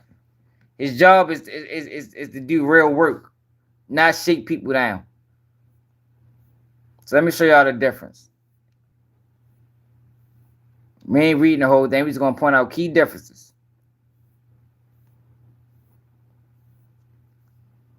We did this yesterday, but I guess we might gotta do it every day. Hit that like button, y'all. Subscribe to the channel. Anybody else gonna do it? Motherfuckers rather lie to y'all. Shit disgusting. Shit make me not even want to blog no more. Like, what the fuck would the internet be without me, y'all? Like, literally. Literally.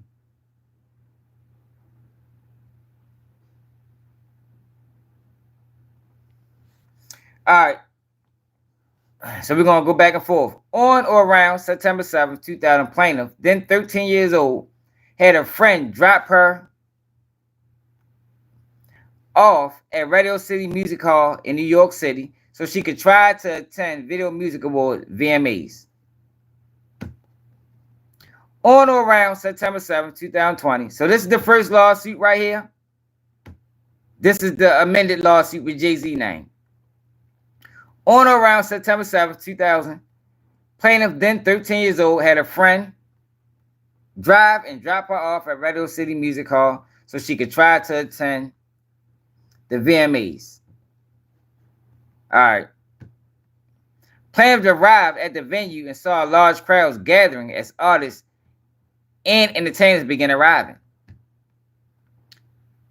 Plaintiff arrived at the venue and saw large crowds gathering as artists and entertainers began arriving. Plaintiff was very excited.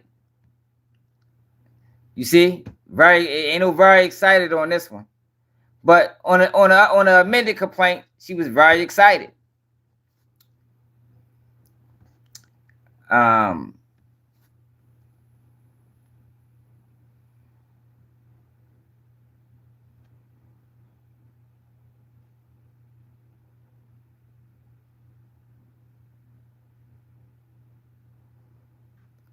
What the fuck?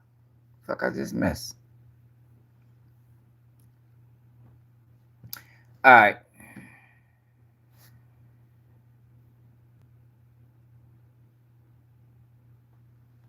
Plan for raft.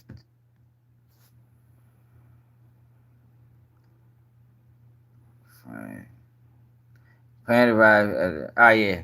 So yeah, she was very excited in this one. All right, so let's go back to the first lawsuit. Plaintiff arrived at the venue and saw large crowds. All right.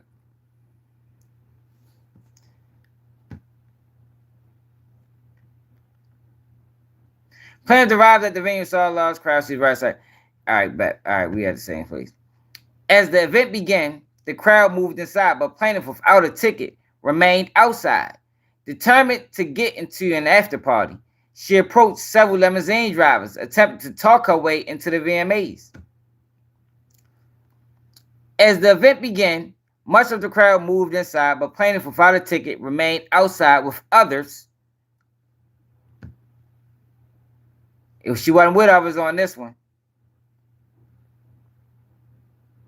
she just remained outside. But on this one, she was outside with others.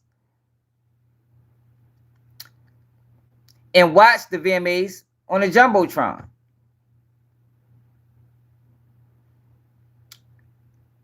No, she didn't watch the VMAs on the Jumbotron on this lawsuit.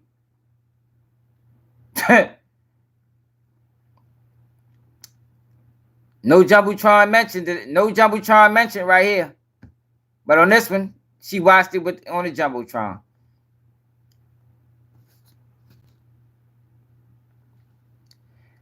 Let's go back.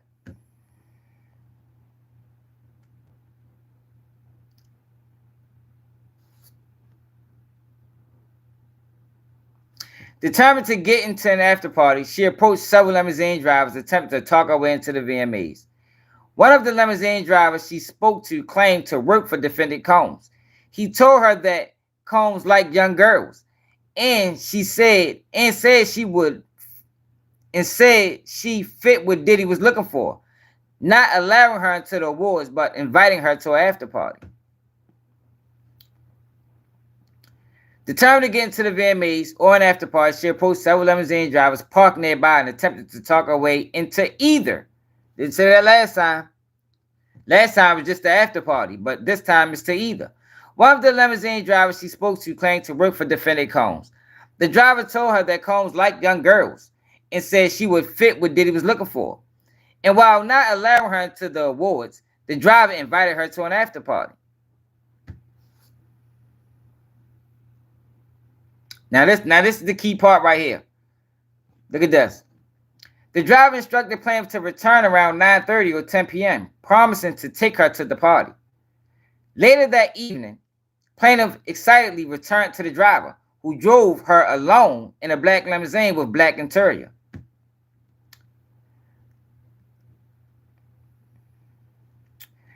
The driver stated that he had to drive Mr. Combs and others to the after party first, but instructed plaintiff to return to this location after that event and that he pick her up and take her to the after party. They didn't say that in the last lawsuit. In the last lawsuit, it didn't say nothing about taking Combs to the party first. The driver stated that he had to drive Combs and others to the after party first, but instructed plaintiff to return to his location after the event and that he pick her up and take her to the after party. Didn't say that here. On here, it say plaintiff excitedly returned. It said the driver instructed her to return around 9:30 to 10 p.m., promising to take her to the after party. Later that evening, plaintiff excitedly returned to the driver, who drove her alone in a black limousine with a black interior. So in this lawsuit, it says nothing about dropping Diddy off and coming back. Like I say, the truth don't need to be told twice.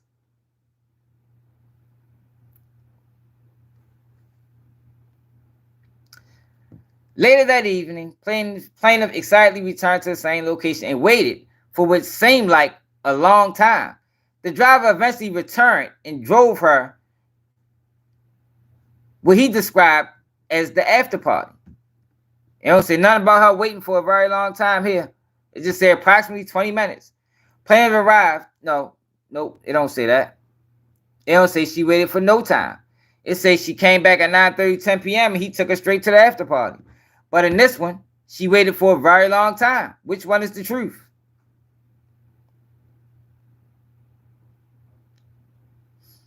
Approximately 20 minutes, plaintiff arrived at a large white house with a gated U-shaped driveway.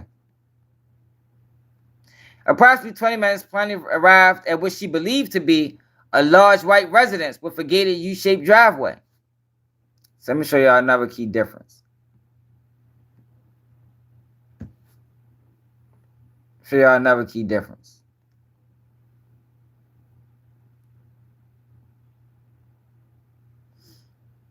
Looking for a place to rest.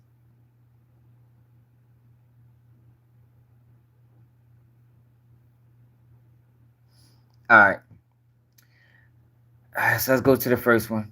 Looking for a place to rest, plaintiff entered what she believed to be an empty bedroom so she could lie down for a moment. She did not lock the door. Looking for a place to rest, plaintiff walked down what appeared to be a hallway containing several rooms off of it. She entered what appeared to be an empty bedroom. So look, he adding stuff to it. See, she adding things to it now. It was a long hallway containing several rooms off of it. In this one, there wasn't none of that. Looking for a place to rest, plaintiff entered what appeared to be an empty bedroom. She never mentioned this long room with several rooms.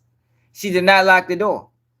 Soon after, Combs, along with a male and a celebrity female, entered the room.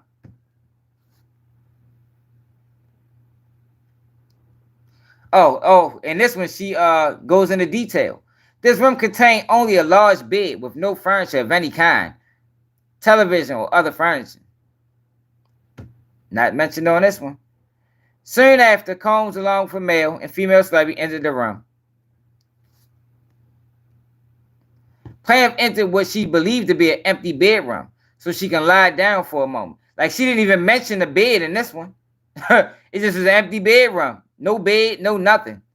In this one, it's a large bed with no other furniture.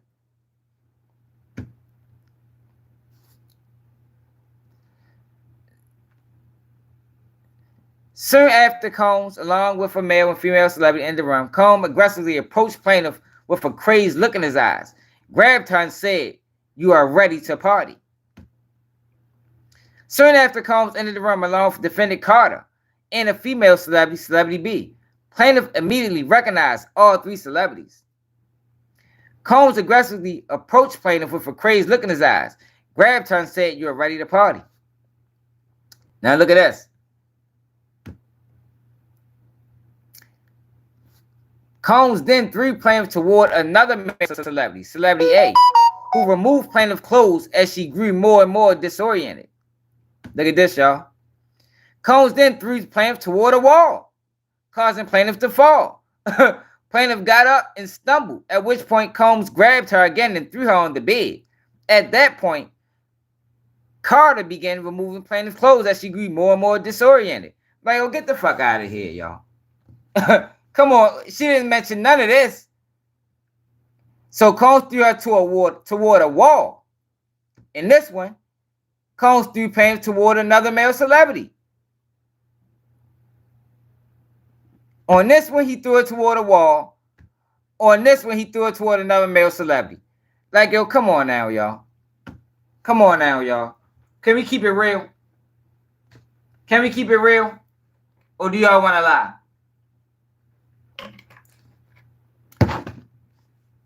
Can we keep it real, or do y'all want a lie?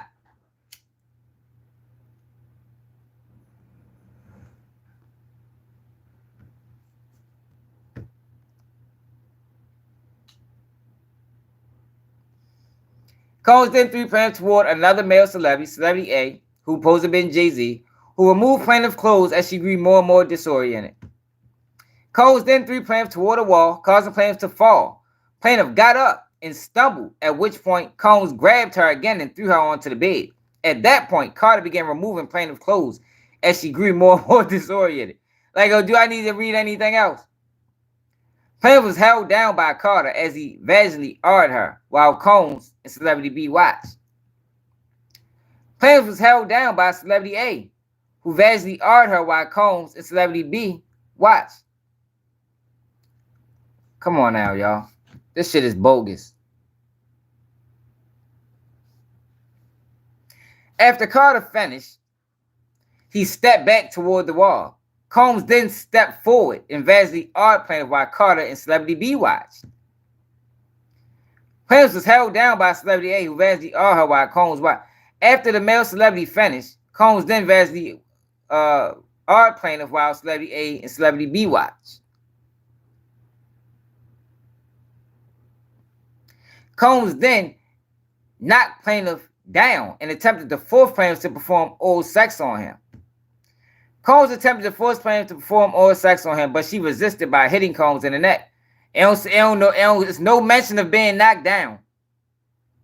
It's no mention of being knocked down. No, we're not victim blaming. We showing the lies. We showing the lies.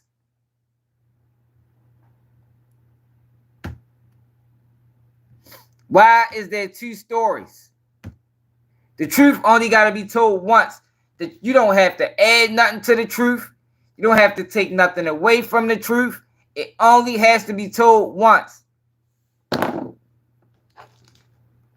Nobody victim blaming.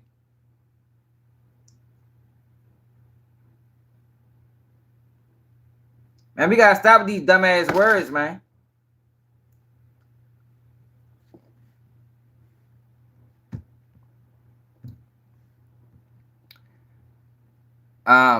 Plaintiff grabbed her clothes and shoes and left the bedroom, roaming naked through the house, looking for an exit as the party. Look, she roaming naked in this one.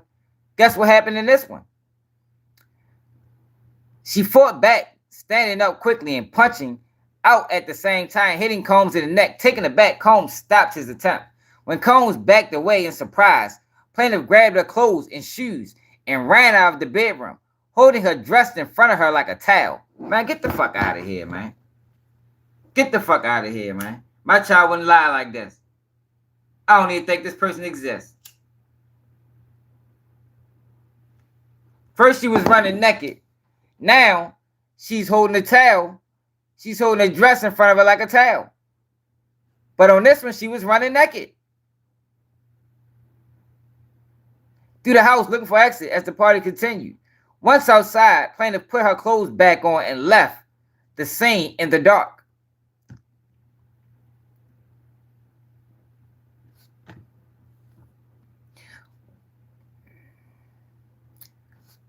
So look all the extra shit. When Combs back to her in surprise, plaintiff grabbed her clothes and shoes and ran out of the bedroom, holding her dress in front of her like a towel. She ran around the residence until she found the front door and was able to leave the party. Although there were other guests still at the party, no one appeared to take notice of plaintiff's distress or attempt to help her. Once outside, plaintiff put her clothes back on and left the scene in the dark. All of this shit is added. It wasn't in this. It wasn't in this. Why do you have to add shit to the story? you ain't got you don't gotta put people on timeout for disagreeing, bro. Long as it ain't trollish.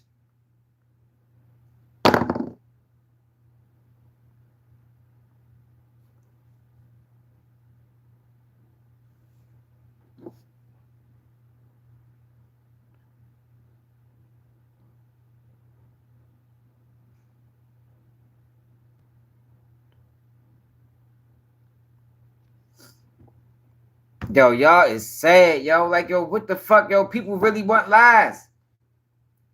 Yo, y'all really want me up here lying to y'all, man. Like, yo, what the fuck is wrong with y'all? Do y'all see the difference? Yo, what the fuck y'all talking about blaming victims? Do y'all see the difference in the paperwork? We're talking about the difference in the paperwork. Like, yo, we are doomed as a people, man. For real. Yo, we are doomed as people. I'm showing y'all the difference in the paperwork. Y'all sitting there commenting, stop blaming the victims. What if the victims is lying? Then what?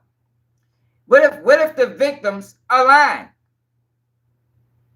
For the victim blamers, y'all can't even comment because fucking...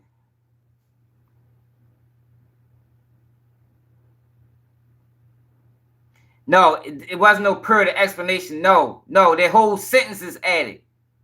This whole sentence is added. The truth don't need to be told twice. You don't got to add anything to the truth. You don't have to add anything to the truth. Only time you add something is... Maybe the first one wasn't believable. So we got to add something in to make it more believable. You don't have to add nothing to the truth. Yo, this is pitiful, man. Like, I can't believe how dumb... Like, yo, I be trying to be respectful, yo, but some of y'all sound fucking stupid. Like, literally. Sound stupid, man. Grown-ass folks on this bitch can't distinguish. Right, G. Richardson. And that's what Jay-Z lawyer said. Wow, you gonna throw Jay-Z name in the mud. You're going to throw Diddy name in the mud, but you're going to protect Celebrity B. Man, get the fuck out of here, man. No, that's not no lie. No, that's not a lie. That's real. We seen that. That's real.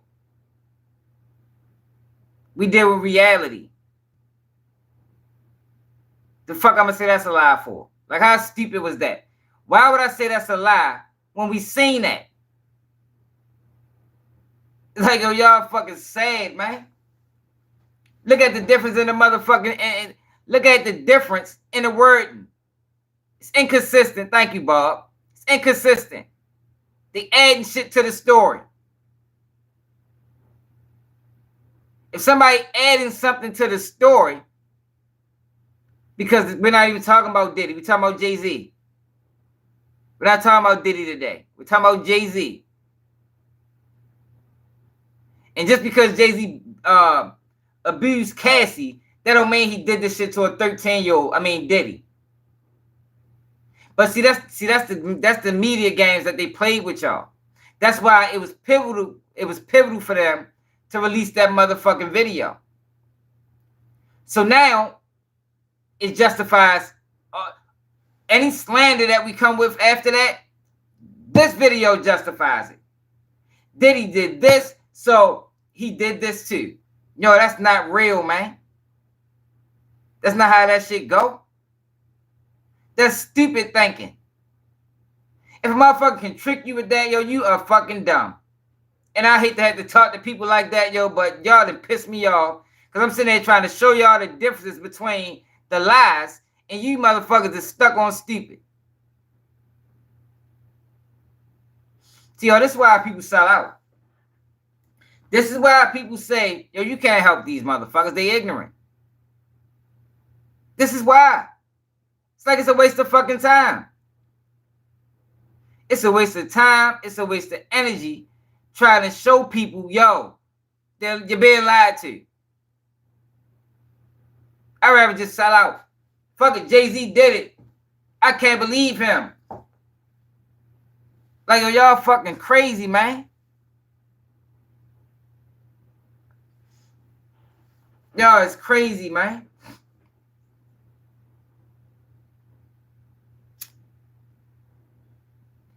Tony Busby is a piece of shit. Slime ball. Slime ball. He's not credible. He uses the media to manipulate. He uses the media to extort. He plays on the fact that, yo, you don't want bad press on your name. That's what he does, man. It's obvious. He announced 120 lawsuits and filed 6. He announced 120 lawsuits and filed 6, y'all. What the fuck is wrong with y'all, man? What that tell you about a person? What do that tell you about a person that would do something so egregious, so intentional, so flagrant?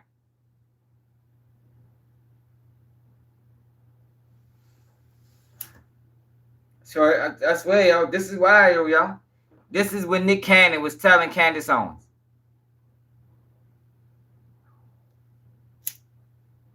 Why do it? You know, it's not making a difference. That's what he told her.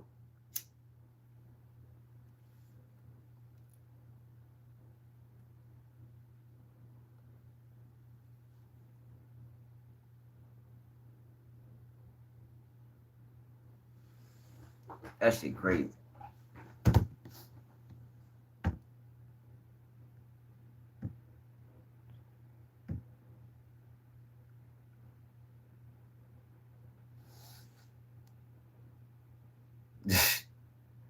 Yo, this shit's sad, man.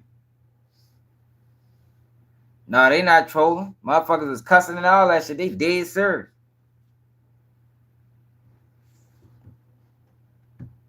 And letter and dueling lawsuits. Says celebrity A is Jay-Z, whose legal name is Sean Carter. The suit begins. Defendant Sean Combs, aka P. Diddy, aka it's upset when people keep saying you blaming the victim. No, I'm showing y'all the difference in this in the lawsuits. I'm showing y'all that, yo, you don't have to tell a story twice and add that. You don't add nothing to the truth. You don't take nothing away from the truth. The truth you don't need to add to it. If it was the truth in the first lawsuit, why'd he add all the extra shit in the second one? That's evident of a liar. That's evident of a manipulator. Use this in your everyday life. This is how you know when somebody is lying to you. They tell you a different story every time they tell it. If I say, yo, I sold 100 pounds of weed on Monday, and then you come back on next Monday like, yo, man, remember you told me about the 100 pounds of weed? I'm like, nah, yo, it wasn't 100. It was, I remember that's, no, it wasn't 100. It was 50 pounds. Then you sit back looking like, I know you just told me it was 100 pounds of weed. Now you're saying it's 50 pounds. Chances are I ain't sold no pounds. Chances are I haven't sold a fucking pound. Chances are I'm lying about the whole motherfucking thing. If I tell my girl that I went to go holler at my brother. If my girl asked me where I was at on Monday, and I'd be like, yo, I went to go holler at my brother, and we went out and we went to the club, and we had a couple drinks, then we went to the strip club, then I came back home. And then my girl asked me next Monday where I was at on that same day. I'd be like, I was with my homeboy. And we went to the club, and then we went to the bar. She be like, hold on, you told me you was with your brother. Now I'm with my homeboy.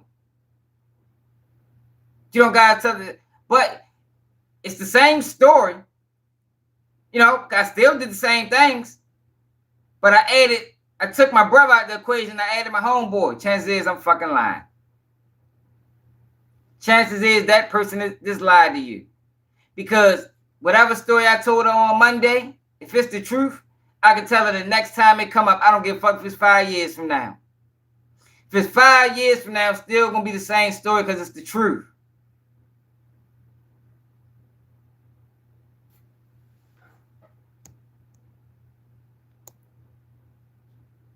Man, shit's sad. What's up, Sharice? Hit that like button, man. Daddy, aka Diddy, aka PD, aka Love. Y'all give a nigga high blood pressure, man. Longtime friend and collaborator Sean Carter, aka Jay-Z, drugged and raped a 13-year-old girl at an after party following the 2000 Video Music Awards. Another celebrity stood by and watched as Combs and Carter took turns assaulting the minor. Many others were present at the after party, but did nothing to stop the assault.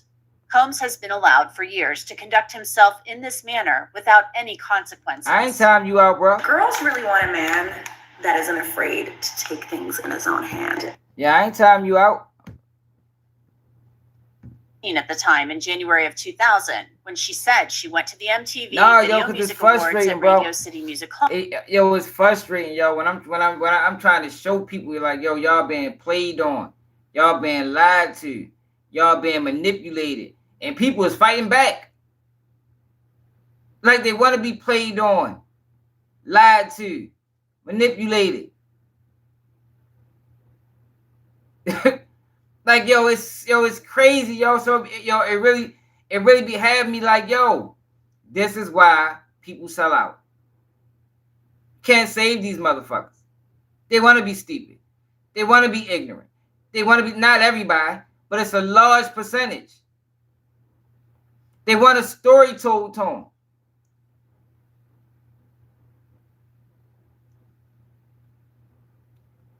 They didn't elaborate. That wasn't elaborating. There wasn't elaborating. He filled in the blanks. It was key blanks in that story that when we first looked at it, we highlighted it. We highlighted it. How the fuck you get from here to there? Now, in the next story, now they're explaining how we got from here to there. Yo, why you didn't do that the first time? Why you didn't do it the first time? One of the key parts that we highlighted in that first story was the fact that if that was Diddy driver, and this driver took you to Diddy mansion, how the fuck did Diddy get to the mansion? Now in this story, the driver said that I'm going to take Diddy to the mansion, then I'm going to come back. And I'm going to take you to the mansion. That's what we talking about.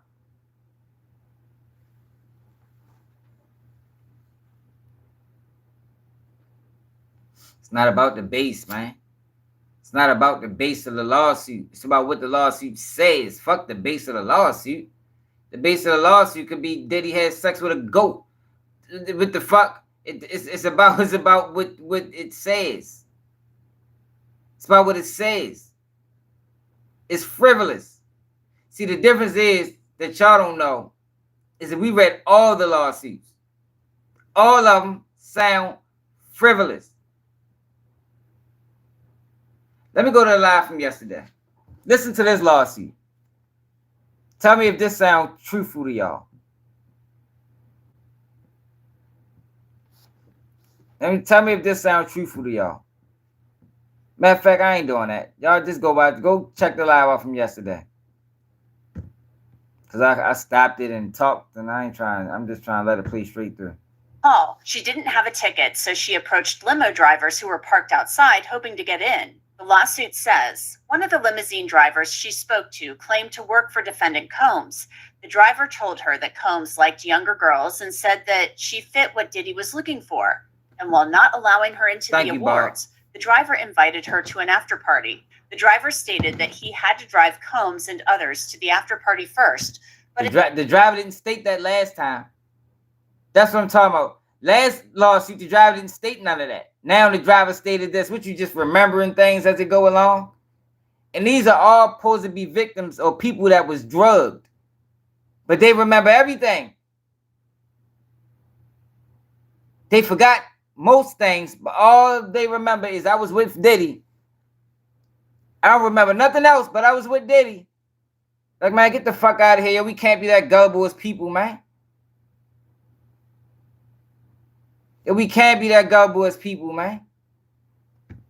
But instructed plaintiff to return to his location after the event and that he pick her up after and take her to the after party. While the woman says she was outside the VMAs talking to the limo drivers, inside it was a big, big night, particularly for Jennifer Lopez, who was at the awards show with her then boyfriend, Sean Combs. They were a hot couple back then, and Lopez... Yo, and we still talking about a 13-year-old that thought they could get into the VMAs without a parent. Like, yo, how the fuck do people even get past that? How do people even get past that logic to even get to a sexual assault? You feel me? How do people get past the common sense factor of a 13-year-old thinking they just gonna walk into the VMA? They don't got a ticket. They ain't got no money. They just 13. And they just gonna walk into the VMAs, sit down, and enjoy the show like this. How do you get past that part? The most sensible, logical part. How the fuck do you get past that? How many 13-year-olds did this? Is this the only 13-year-old in America that tried to walk into the VMAs? Is this what we talking about? Is this the only 13-year-old in America? Do y'all know in y'all life any other 13-year-olds that done this? Please tell me. Right. At all the limo drivers. Y'all know at these events, it be limos lined up. She just happened to bump into Diddy's.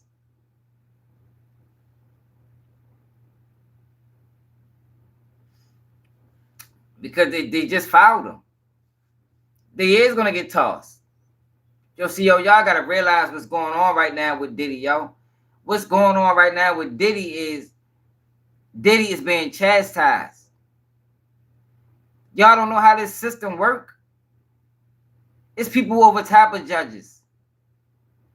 You know, judges take donations to their campaigns. They owe favors, shit like that. Like, y'all don't know how this system really works. Like, for real? Do people really think this is an honest system? Like everything is on the up and up? Like, there's not outside influences that can influence a judge's decision?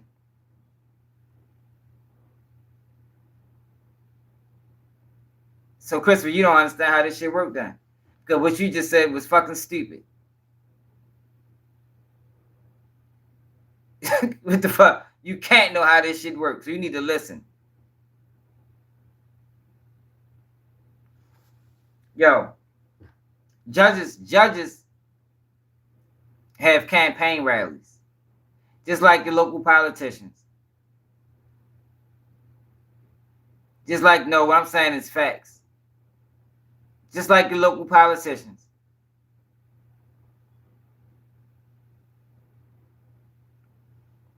And if I donated $500,000 to your campaign, and I give you the word, you better move. You better move. And that move can be whatever the fuck I want it to be. I donated $500,000. So if I say Diddy gotta stay in prison, if I say let this shit ride, you better let this shit ride. That's the system, man. See, but the problem is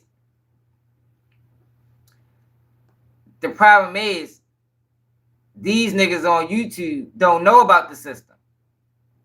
They just be talking. I didn't experience the system. I know how dirty they can get.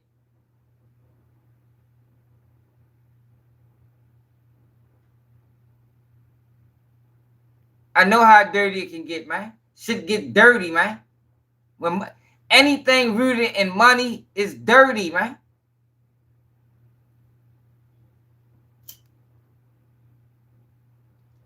It's like y'all sitting back thinking like this shit. Nah, y'all, this ain't no honest system, man. Nah, no, cause I'm trying to explain to y'all how real this shit is. You asked the question, and you asked me, yo, well, why they didn't toss it out? Cause I'm saying maybe they not supposed to toss it out. Come on, Albert, yo, stop deleting everybody that disagree, bro. Maybe they're not supposed to toss it out.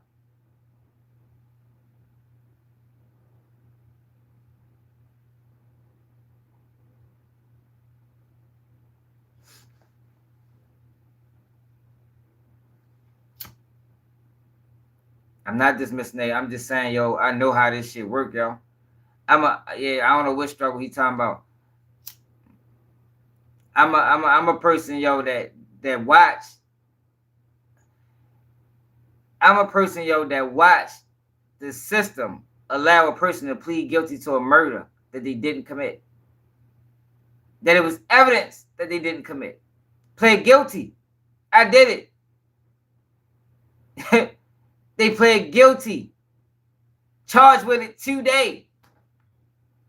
And it was evidence that this person, it was no way humanly possible that this person could have did it. But the reason why the system allowed them to do it is because what? We think because as long as if we allow him to plead guilty, we can grab the rest of them. And we think they did it. That's dirty. It's not an honest system. That's not an honest system. And these are facts that I showed y'all in paperwork. I showed y'all in paperwork. This is what I know. This is what sets me apart from these other people.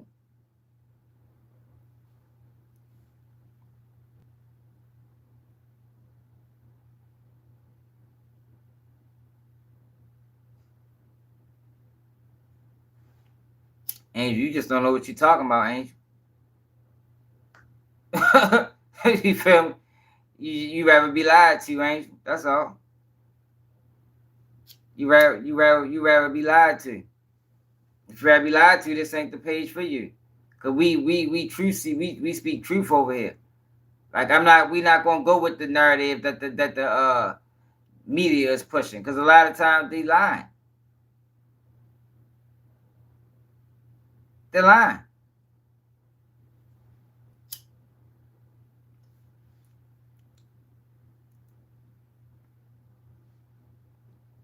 I bet he type, name a platform. Do y'all see what we just did? Like showing y'all the difference in the writing in the paperwork? What other platform did that? What other platform went to both lawsuits and showed y'all? Like, look at the difference. The news ain't gonna do it. Matter of fact, the news ain't gonna do it.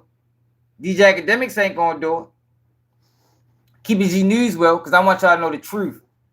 Because I'm not interested in the monetizing off of just damaging a person's reputation, killing their image. I don't want that. That's called bad money to me. That's called bad money. I'm supposed to be hollering at Dookie Wild. I don't know. My man supposed to put that together. We gonna figure that out.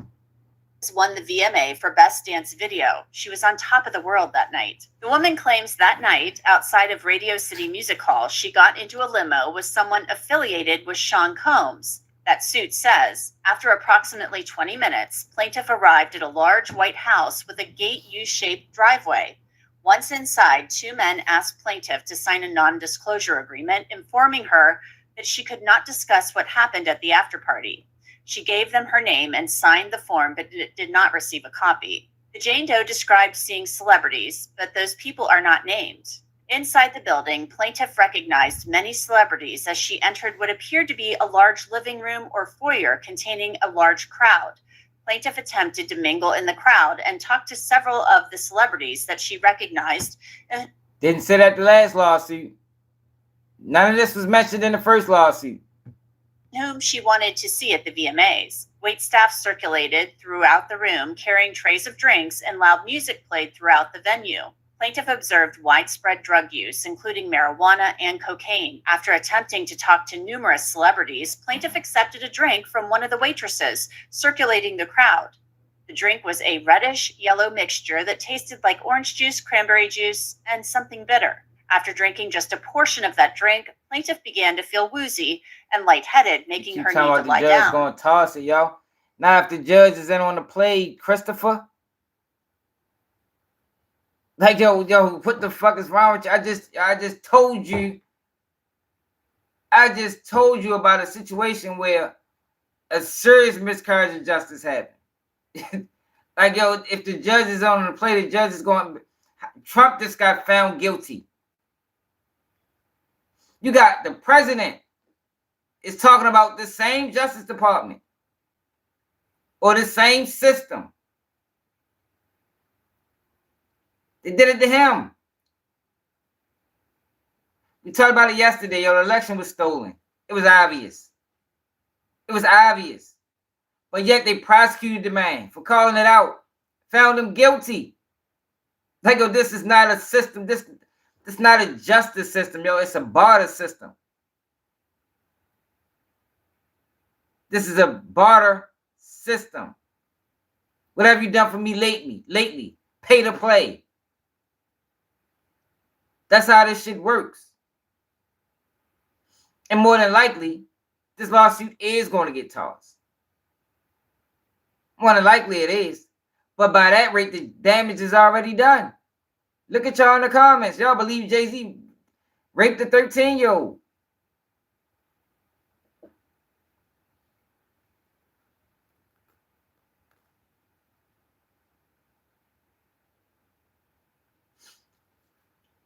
Jay-Z is recommending charges be brought. Do that sound like that's like a guilty man to y'all? Yeah, I was wrong. And what I say, only way Diddy don't get a bail unless the judge with the play. You remember I said that, right? Do you remember I said that, Christopher? Only way Diddy don't get bail is if the judge is with the play. Because Diddy deserves a bail. He deserves a bail. He's locked up for domestic violence.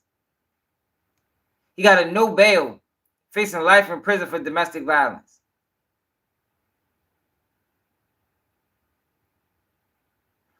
You heard the paperwork. See, that's the thing. We read the paperwork.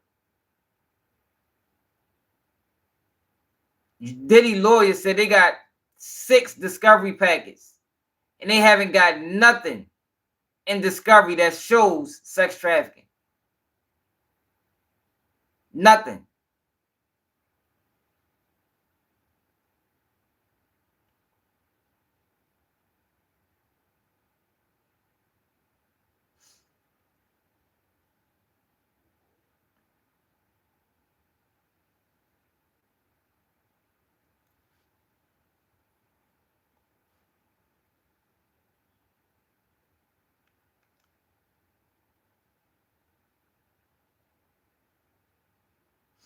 No, yo, but that's cool, yo. But yo, people like, yo, you would think like it's obvious. I mean, yeah, you know, the Bible say, yo, everybody can't see. Yo, some people don't have foresight. Some people can't see through bullshit.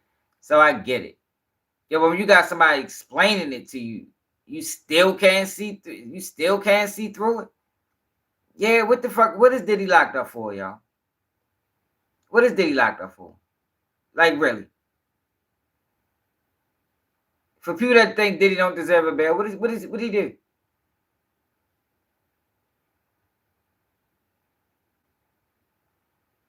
Yeah, the Bible does say that. What did Diddy do? You got him on video fighting Cassie, beating up Cassie, which is horrible. But life in prison? People get life in prison for domestic violence?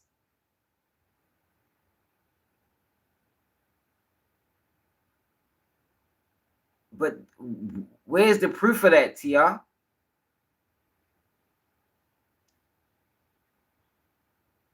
I don't even, yo, I think once you know they're investigating that tape, right? Yeah, that's domestic violence, Angel. Nah, Angel, come on now. Not life in prison, Angel. Come on now. That's ridiculous. Yeah, but not life in prison. Not life in prison, Angel. You don't get life in prison for that. Like, come on now. Like, life in prison, the rest of his life, he didn't murder anybody. Nobody died. People get life in prison for getting killed, for killing people. Like, God damn, y'all are extreme, yo. What the fuck, man?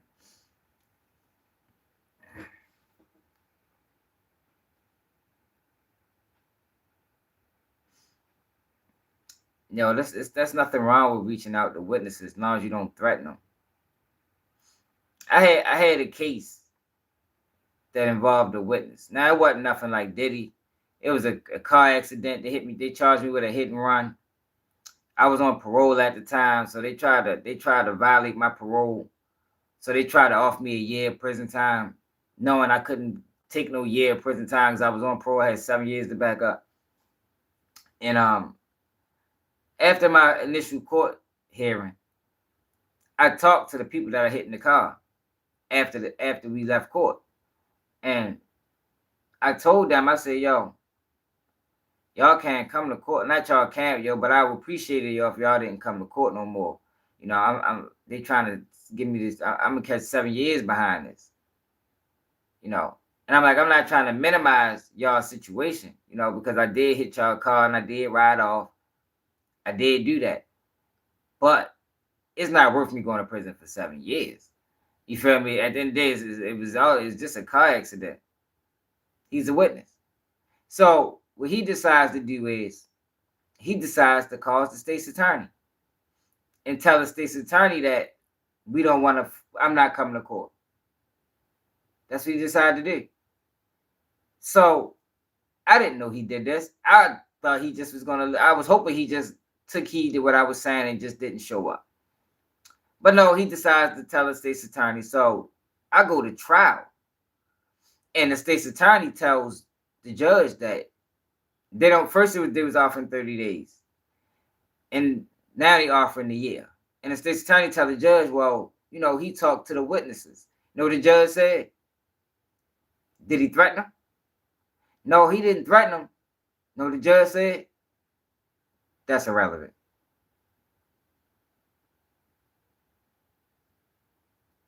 I know, we talking about talking to witnesses. The judge asked him, did I threaten them? Diddy didn't threaten any witnesses. He didn't threaten any witnesses. There is no proof, and it never came out in court that he threatened any witnesses. He reached out to witnesses. They didn't threaten any of them. He didn't try to offer them any money. He didn't do any of that. Now, should he have done any of it? No. Shouldn't have done any of it. You know, it was all bad, you know. Yeah, I was saying it was all bad timing, you know, considering the fact that he was trying to get out on bail.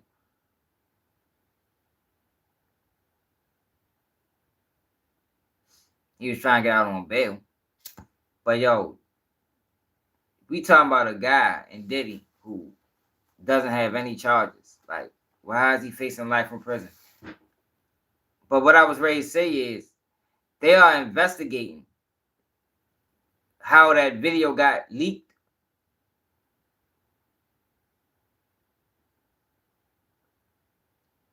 How, you know, they're investigating how that video got leaked.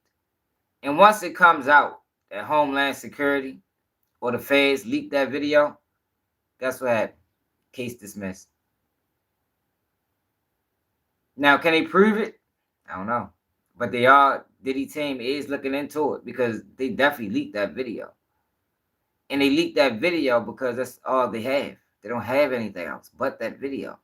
That's why that's all they ever talk about. But yeah, that's gonna be an issue. That's probably his biggest issue, TR, is the weapons. found in his house. But if they find out that that video was leaked, the whole case gets tossed, weapons included.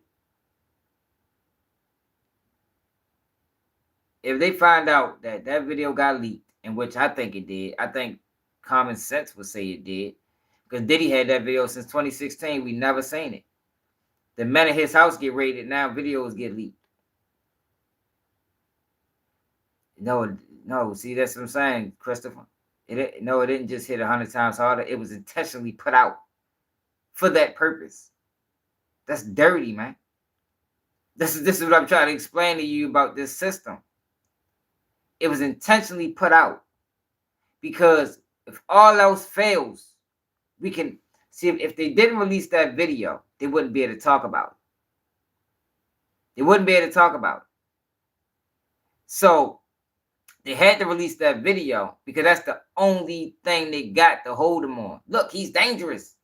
Look what he did to Cassie. She's a victim. You don't want him back out there. He might do it again. Like, this is what they do, man. This is what they do. This is how it works. Yeah, and for George as well. Can't forget about the George. Definitely did it for George as well.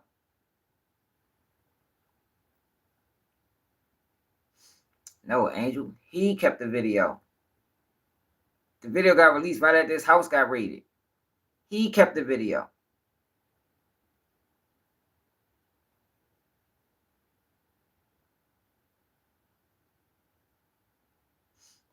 Christopher, but that's still illegal. Christopher, that's illegal. So you don't mind them you don't mind them resorting to illegal tactics?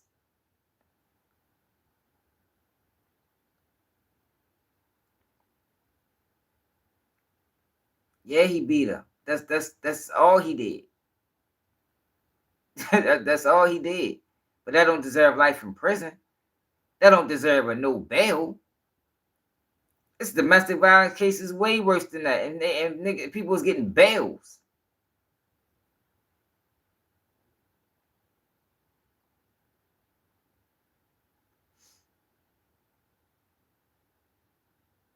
It was illegal. I ain't saying it wasn't illegal, y'all. But we talking about the federal government. They not supposed to break the law. But that's the system that we got. The same people make the law, break the law. But they don't want you to break the law. They break the law every day. Every day they break the law. I ain't acknowledging what? I ain't saying Diddy no saint. I'm saying he don't deserve life in prison. He don't deserve a no bail. I caught a bail on a murder charge. How the fuck Diddy ain't get no bail? On a domestic violence.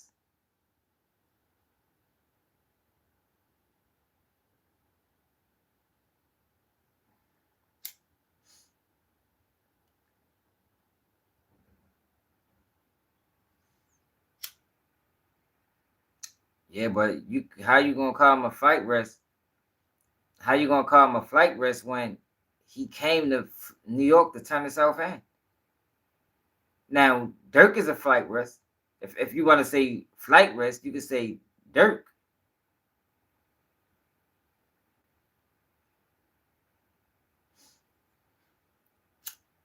Diddy came to Manhattan to turn himself in. Y'all gonna see.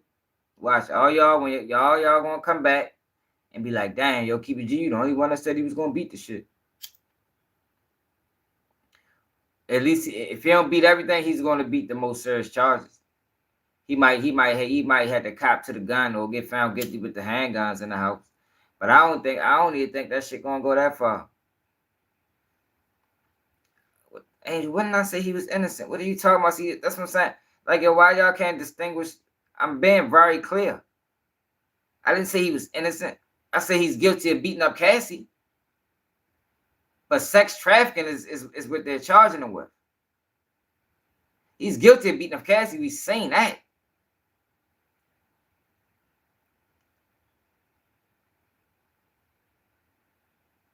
I always do this when I'm on live. I might spot this bitch 1,000,000 times. I don't look up to no fucking Diddy. I don't look up to none of the motherfuckers. At all. Like, at all. I'm not even a fan of Diddy. But I'm not a fan of the system. I'm not a fan of the system railroading people either. I'm not of a fan more of the system railroading people. I can't even explain it, than I am with Diddy.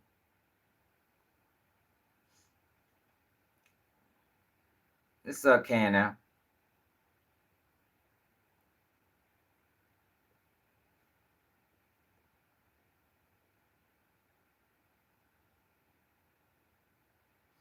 You ain't got no motherfucking raise. Fuck you talking about.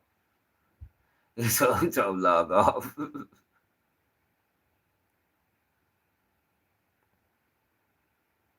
It's not no plenty of evidence. His lawyer team said they haven't gotten anything that says sex trafficking. They haven't gotten not one piece of evidence that shows sex trafficking. Not one piece. Not one piece of evidence. That's what his defense attorney told the judge in writing. They said we got 6 discovery packets and they haven't got one piece of evidence that says sex trafficking. And y'all crazy, y'all. I'm ready to start lying to y'all. Fuck it. It's easier. It's easier to just lie to y'all. I probably had 500 people on this bitch. What's all evidence you need? You know what sex trafficking is? Yo, why? See, the crazy thing about it is, why is Diddy charged with a RICO? Can somebody, for the people that's saying what y'all saying, can y'all explain that? Why is Diddy charged with a RICO? What constitutes a RICO? Because y'all act like y'all know more than me about this shit. And I read all the paperwork. What constitutes a RICO? But it's not just sex trafficking. It's organized crime.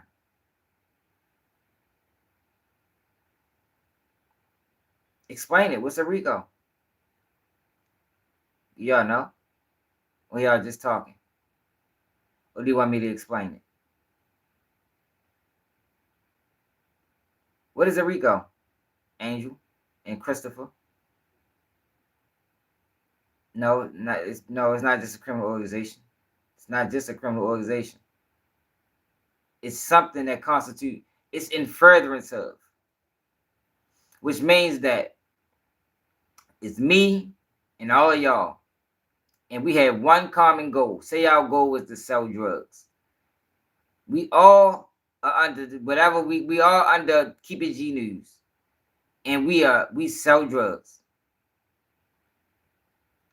And that's everybody, you know, everybody understands this. So with Diddy's situation, it's RICO's is organized crime, right?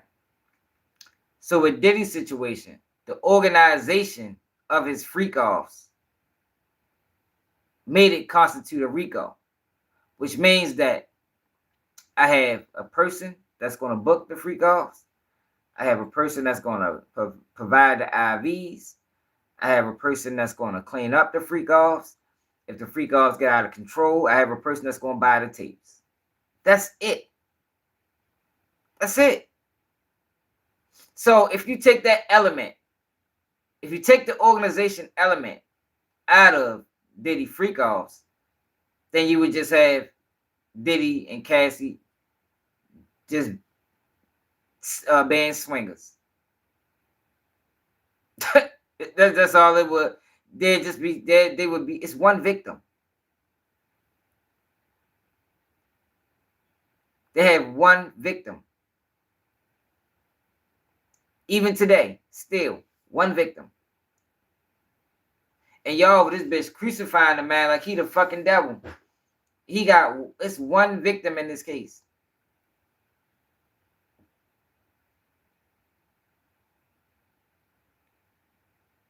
Yeah, but They already said in court that they're not talking about nobody else. That's already in document. So for the people that's selling y'all this theory that, yo, everybody's going to jail and so many people, it's not going to happen. Because it's already been motions passed by the prosecution. By the prosecution, not the defense. There's already been motions passed by the prosecution that says that nobody else is getting named. Because this is personal. Diddy's not arrested for fighting Cassie. Diddy's arrested because Diddy beef with the liquor company. This is a personal vendetta against Diddy.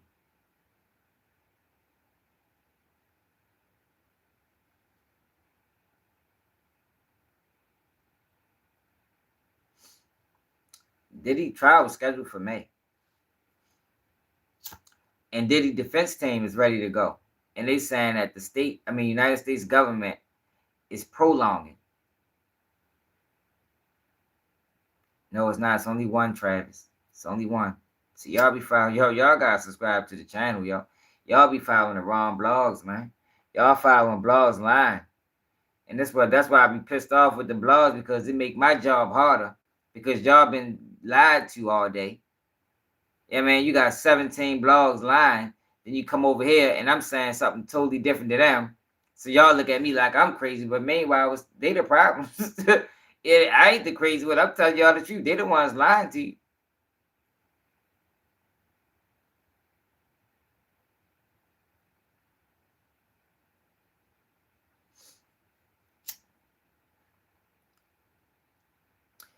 I think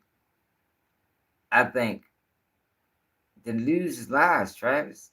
The news lies. They the biggest liars. Like, what you talking about? Like, they the ones that lie the most. You remember Trump called them fake news? You think he made that up? Or do you think he legitimately knows that it's fake news?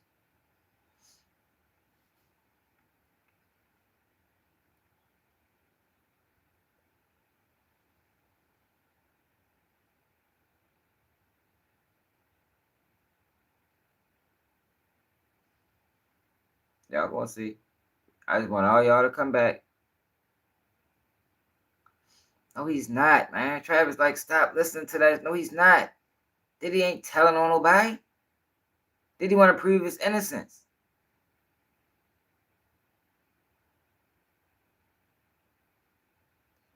Diddy want to prove his innocence. He's not telling on anybody. Why? For what? He didn't traffic Cassie. They was in a relationship, a freaky one. They was in a freaky relationship where he watched her have sex with other people.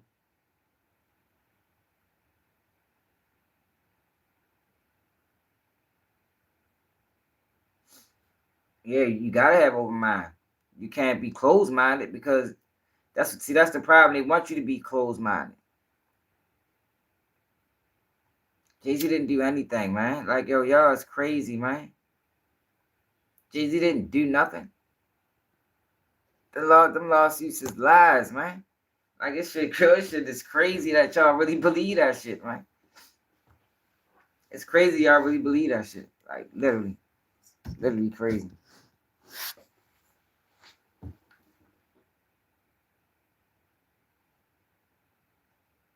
Shit. I signed that motherfucker.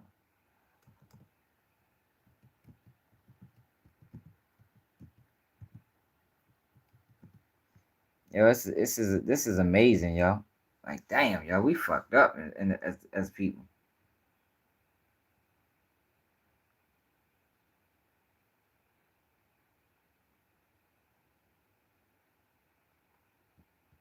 Yo, I don't have no bias. My only goal is the truth. If y'all go to the first time I ever talked about Diddy, I was on y'all side. I was saying the same shit y'all was saying until I realized what this was all about. A photograph of an actual exemplar container used by Combs and or his agents / employees to insert GHB into alcoholic drinks is seen below. And these are the photos included in the lawsuit that show a small plastic container that the... Look, you see what they just did? These are exemplary photos, which means these are just photos of what they're saying Diddy used. These are not photos that was in Diddy's possession. These are not photos that was taken during the crime. These are photos that just was taken and added into the lawsuit. This is what I be talking about. This is the bullshit that I be talking about. These are exemplary photos. If you think I'm lying, let me show you. See the difference in what sets this page apart from everybody else is, yo, we read all the paperwork. All the paperwork. Every single one. Every lawsuit. Let me see if I can. Let me show y'all. Look at this.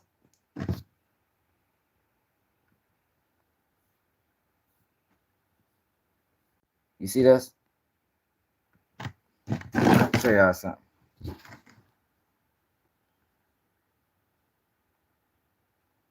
OTF Vonnie.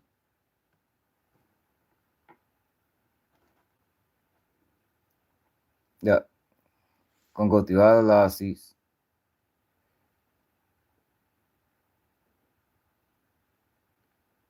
Drake sees UMG.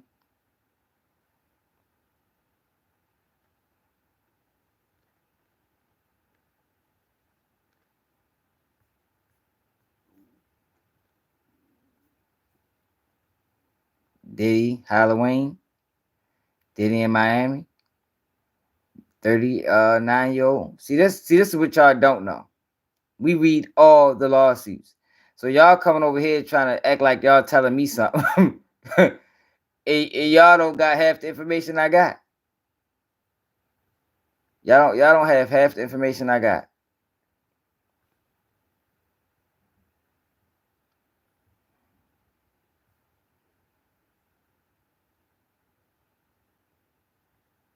All the lawsuits. Puffy rights violated.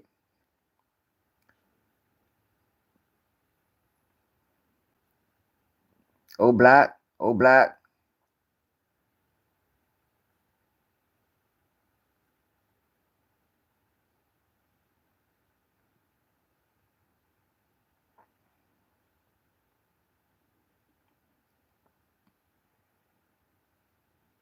See, this is the difference between what we got going on over here and what y'all used to. God damn it, fucked it up. God damn it, hold on.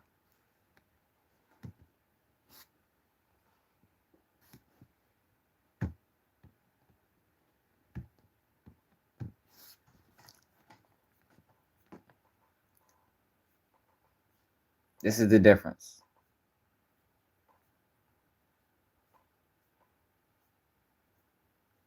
So when I tell you these lawsuits are frivolous, I mean it. Because I read them all. And they all on the channel.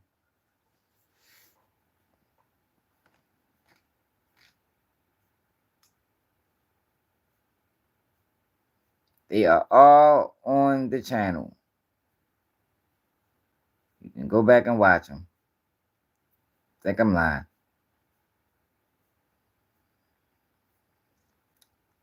All right, here you go right here. So what I say? It was exemplary. But you see how they just did that on their show, right? Let me show you something. They didn't tell you that on there. So they'll have you believing that they got that out of Diddy's house. But look at this. A photograph of an actual exemplary container used by Combs and or his agents' employees to insert GHB into alcoholic drinks is seen below. Exemplary, which means that's just a picture. But on here, they make it seem like they got it from Diddy's house. Plaintiff claims contained drugs at the party. The woman, remember, who claims she was 13 at the time, says she felt woozy and went to look for a place to lay down. She claims she found a bedroom that had just a large bed in it with no other furnishings. And what she describes next is incredibly She didn't say that last time. She didn't say it was just a large bed in the first lawsuit. disturbing. The cases I cover each day here on Crime Fix show you just how scary the world can be. And one of the scariest things that can happen is if you ever get hurt. But I want you to know, if you're ever seriously hurt or in an accident, your case could be worth millions. That's where Morgan & Morgan comes in. Plaintiff immediately recognized all three celebrities. Combs /Crime Fix. The suit states, soon after, Combs entered the room along with defendant Carter and a female celebrity, Celebrity B. Plaintiff immediately recognized all three celebrities. Combs aggressively approached plaintiff with a crazed look in his eyes, grabbed her and said, "You are ready to party." Combs then threw plaintiff toward a wall, causing plaintiff to fall. Plaintiff got up and stumbled, at which point Combs grabbed her again and threw her on the bed. At that point, Carter began removing plaintiff's clothes as she grew more and more disoriented. Plaintiff was held down by Carter as he vaginally raped her, while Combs and Celebrity B watched. After Carter was finished, he stepped back toward the wall. Combs then stepped forward and vaginally raped plaintiff while Carter and Celebrity B watched. Combs then knocked plaintiff down and attempted to force plaintiff to perform oral sex on him. She fought back, standing up quickly and punching out at the same time, hitting Combs in the neck. Taken aback, Combs stopped his attempt. The allegations in this suit are very disturbing, and Sean Combs is denying the claims being made by the woman, who's now around 37 years old. Combs and his legal team said in a statement, "This amended complaint and the recent extortion lawsuit against Mr. BUZBEE exposes his barrage of lawsuits against Mr. Combs for what they are: shameless publicity stunts designed to extract payments from celebrities who fear having lies spread about them, just as lies have been spread about Mr. Combs. As his legal team has said before, Mr. Combs has full confidence in facts and the integrity of the judicial process. These guys aren't my favorite fucking rappers. Like, y'all is tripping. I'm not a fan. Will prevail that Mr. Combs never sexually assaulted or trafficked anyone, man or woman, adult or minor." And Jay-Z posted a lengthy statement on X calling the allegations heinous. "My lawyer received a blackmail attempt, called a demand letter from a lawyer named Tony BUZBEE. What he had calculated was the nature of these allegations and the public scrutiny would make me want to settle. No, sir, it had the opposite effect. It made me want to expose you for the fraud you are in a very public fashion. So no, I will not give you one red penny," in all caps. "These allegations are so heinous in nature that I implore you to file a criminal complaint, not a civil one. Whomever would commit such a crime against a minor should be locked away." Did that sound like a guilty man? The man said, "Hey, file a criminal complaint. The fuck is you filing a civil one for? Send me to jail." What guilty man gonna say that?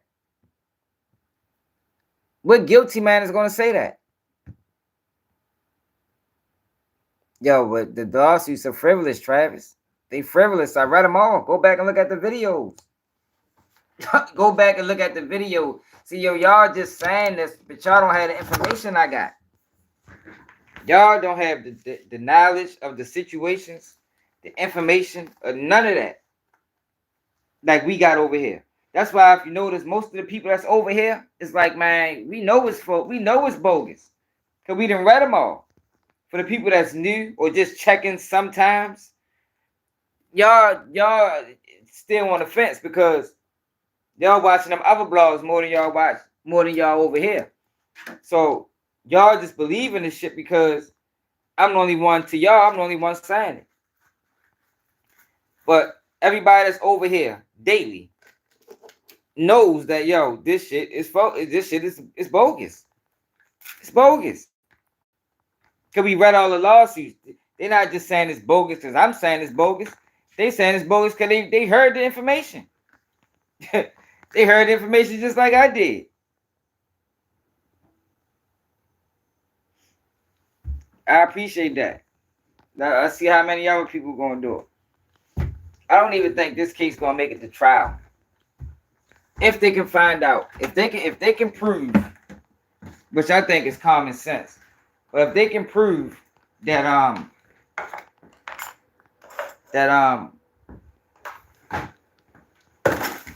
they leaked that tape.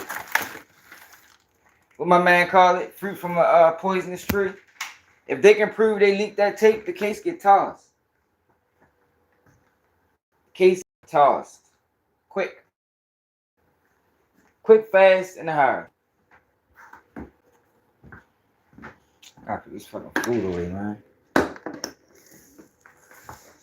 Ah, bitch. Fuck. I ain't break my fucking charger, man. Heavy ass cord. But y'all gonna see. Y'all are gonna see. Just make sure when y'all find out, go to your favorite. I'm not. I don't even put all this shit in the refrigerator like this. I'm tired. I ain't doing all that. Make sure when y'all go to y'all favorite blogs that been pushing this bullshit for views. By then they've been made $1 million. $1 million off lies and slander. Make sure y'all go over that bitch and be like, damn, bro, you lied to him. Because believe it or not, some of these motherfuckers is doing that shit intentionally. They're intentionally misleading.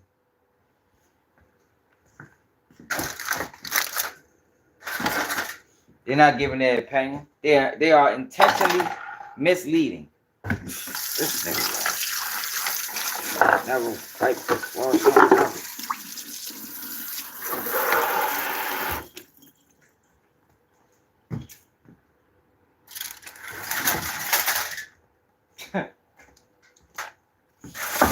Jay-Z lawyer brought up a good point. You know what he said?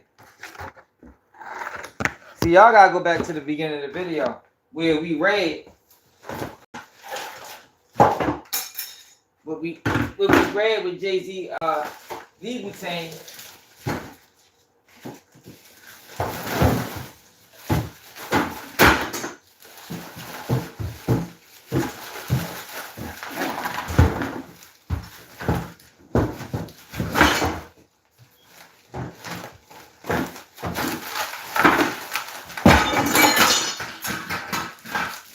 What?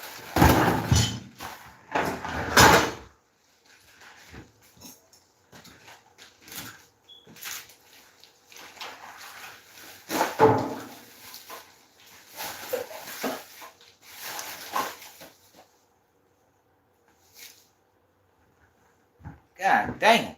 Yeah, y'all gotta go back where Jay-Z legal team said that they want the girl name released. And it would actually help her case because she's saying other people witnessed it. So if other people witnessed it, release your name. Maybe they can come and say, yup, you know what? I remember that. I remember that. Why everybody want to be anonymous? Reveal yourself. It was witnesses at every event, right? This is saying nobody's using common sense. A lot of y'all just thinking off emotion, not even thinking. Y'all just using emotion of how you feel about a person or what you think about a person. But won't that make more logical sense? To reveal your name so you can gather more witnesses? Y'all, for the people that disagree, y'all don't think that would be smart? Reveal yourself. Gain some support. You know why they don't want to do that? Do you remember what happened with the lawsuit that Gloria Allred filed? Let me get another fucking bag. Hold on.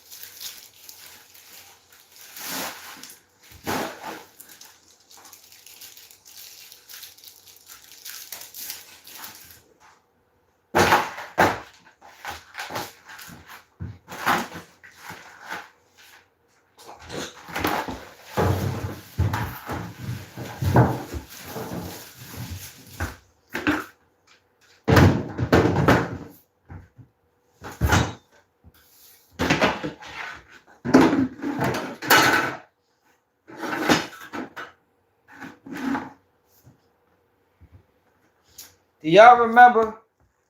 Do y'all remember what happened with the lawsuit that Gloria Allred filed?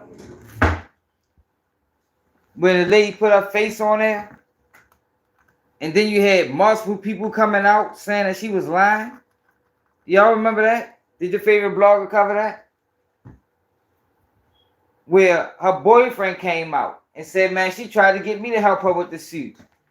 A guy that was named in the suit said, I'd never seen this girl a day in my life. And she reached out to me. And she tried to extort me. Saying that if I didn't help her, she was going to do this, that, and the third. Y'all don't remember none of these things? Like, it's so crazy. It's amazing how certain people forget. Y'all don't remember none of these things? Can somebody answer my question? The ones that disagree. Y'all don't remember? Gloria Allred. Look it up. It's online. I did videos on it. Her client put her face on it. And 2 people came out and denied it. Said, no, she reached out to me and told me to help her so she can extort Diddy. That's why these people don't want to release their names. Because they fucking lying. But y'all eating it up. Y'all eating it up for whatever reason. Meanwhile, they're lying.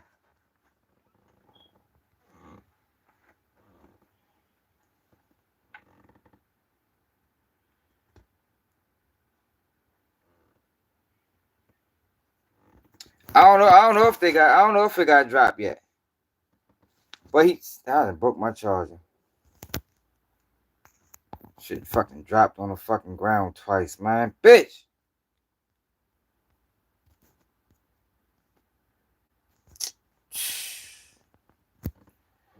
I don't know if they dropped it yet. But in the paper we just read, it talked about a couple of Tony BUZBEE lawsuits got dropped silently. It definitely said that. Wasn't no big fuss about it. But we read that in the paperwork. That a couple of lawsuits he filed has got dropped. Tossed straight out of court. So out of the 120 he filed, out of the 120 he said he had, he only filed a few. And a few of them got dropped. All of them gonna get dropped.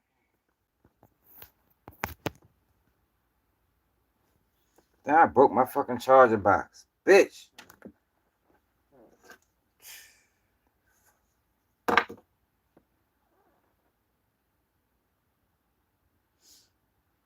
No. The question is, why would you announce 120 lawsuits? Not why would you file. Why would you announce? Why would you announce 120 lawsuits and you don't have them? That's what's dirty work. That's the games they playing on y'all. Because once it's out there, it's out there. So now you got people thinking, oh, he's a fucking predator. 120 people, 3,000 people called in. Oh, they don't, Romeo. Romeo, that shit gonna be, that shit, yo, watch, y'all see. I bet Tony BUZBEE go quiet soon.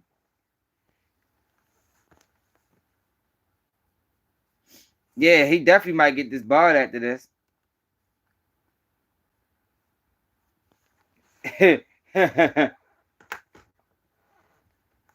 He fuck around and get disbarred soon, like my man P&R Connector said. People tired of his dirty tactics. Watch, y'all see. Just make sure everybody. What you want to bet? What you want to bet, real?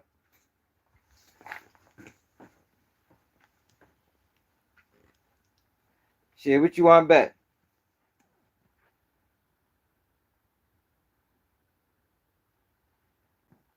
A stack on what? I don't have a stack to bet. You be something more logical.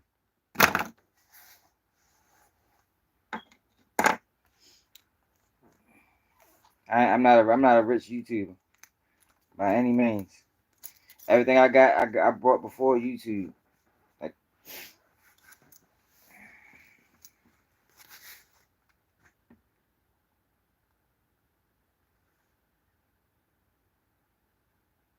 what you want back? 20 on what? That Diddy beat the case? Or what?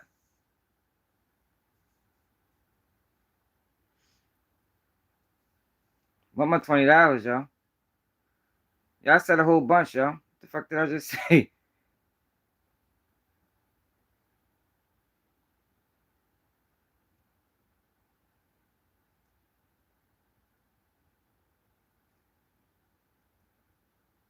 I bet it.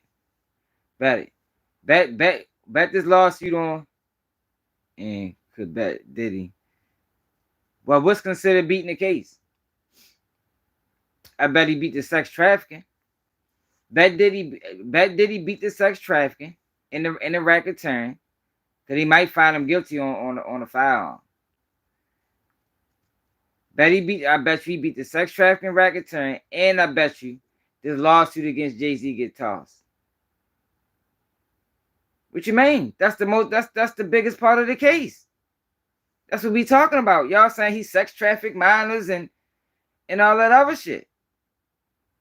What's up, Rock? No, yo, because they might get him on the guns. They might get him on a gun.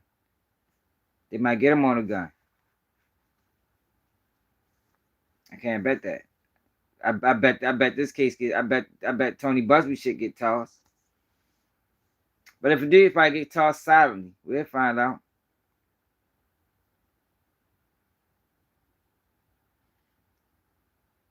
He is charged for a gun. He is charged. He got 2 firearms. So he got 2 firearm charges. He is charged for a gun. So what's his charges? I ain't look it up. Look it up real quick. What's Diddy charges? If he ain't charged for no gun, bet it.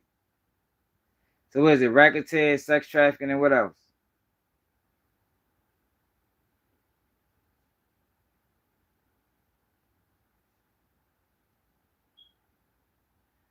He 50 already 4 times.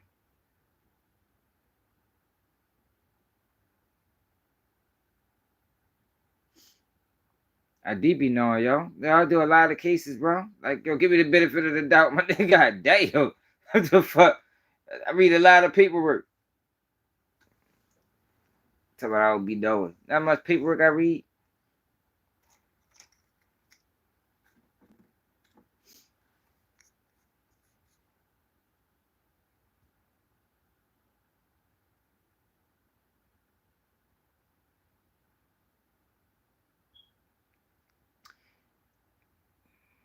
I do know what I'm talking about, yo. I'm talking about his exact charges, yo. Like, the fuck, I done read 1,000 pages in the last 5 days, bro. I covered different cases from different states. Like,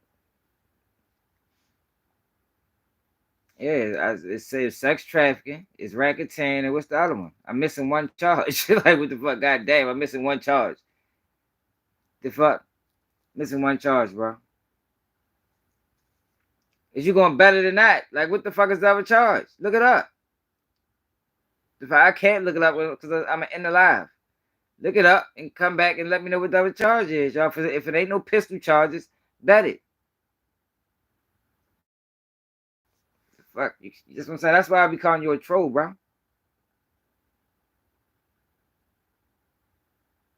Because I'm not, yo. You see where I'm at? Remember, I'm wrong. I'm not down in the basement no more. There's no computer around. Yo, can somebody look up Diddy charges, please? Cause Real don't wanna. Real is playing games.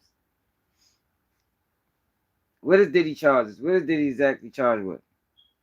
Nobody's going down. Y'all gonna see, yo. Y'all gonna be highly disappointed, man. Watch. Oh my god. Yo, I live with my kids. The fuck you talking about? I live with my grandmother. The fuck? Yo, can somebody tell me the charges? Real don't want that.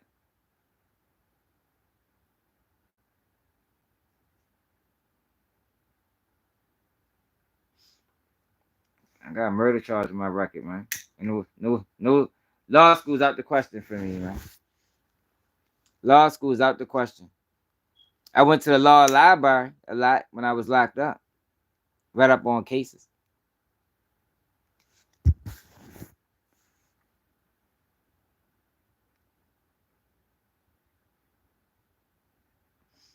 So why didn't you look up the case there? Kidnapping, drug, encouraging women. No, that's not the case. That's not the charges, bro. That's just the accusations. I'm talking about the charges. I know it's racketeering.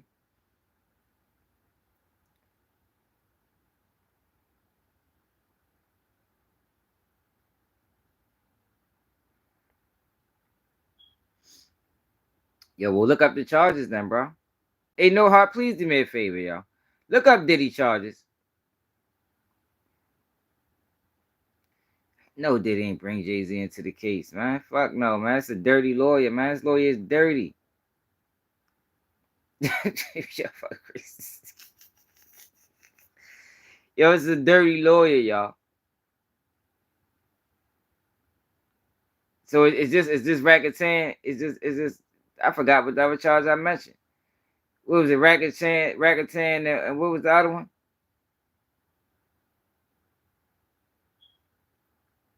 All right, bet it. One count racketeering, one charge bet it. I bet he beat both of them. So we got 20 on that, and I want my 20, y'all.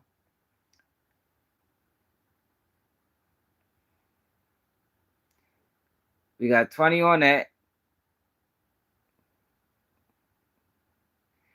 So what's the third charge? The RICO count?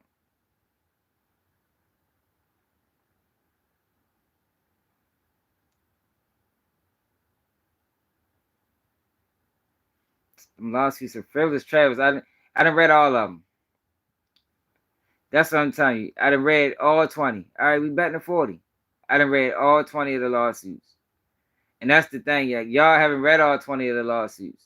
Y'all just going off of what y'all hearing. I read all 20. Miss all y'all was here. That's what I'm saying. Most of the people that was here, they know what's going on. They've been here from the beginning.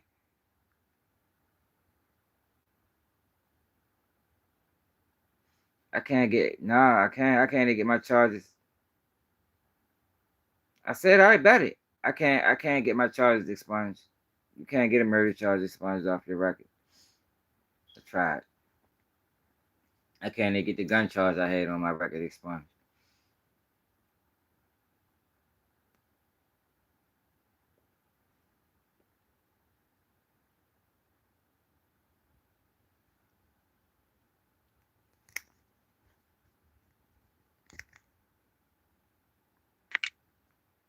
Make sure I screenshotted that.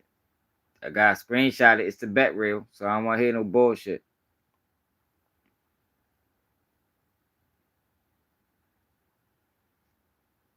I don't want to hear no bullshit.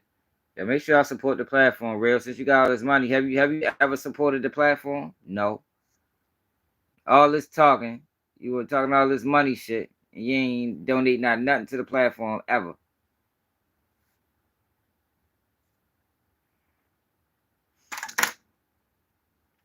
Yeah, y'all, but that Jay-Z lawsuit frivolous. And these guys that's pushing that shit is playing on y'all for views. You know, people more likely to share that. You know, people not more likely to share. Thanks, Edward. If y'all want to donate to the platform, y'all, my man Edward just posted the cash app. People more likely to share. If I was saying, yo, damn, Diddy fucked up, man, Diddy going to jail. People more likely to share that. But since I'm like, nah, that lawsuit bullshit. It was bullshit when they tried to run it on Diddy. People don't share that. So that's why people play with, you know. See, my thing is, I know that these videos do damage to people. You know. Fuck no, I don't watch no Black Ink Crew. I know that these videos do damage to people. do damage to people's image, legacy, credibility. And I know the media plays dirty games. And I know the system is dirty. And I know that if they want you, they're gonna get you.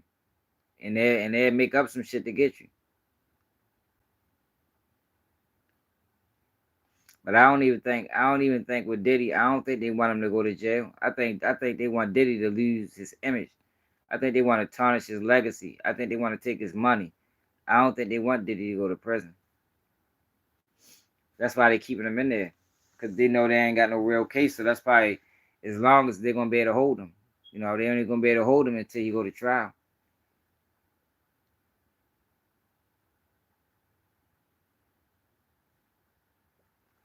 Yeah, but it's late as shit, y'all. I got to get up in motherfucker 2 hours, 3 hours. But should I appreciate everybody that tapped? If y'all can support the platform, hit the like button, share the live. And for the people that disagree, go back and watch all the videos and I did on Diddy. It should say lawsuit. And listen to them lawsuits. We read every single one.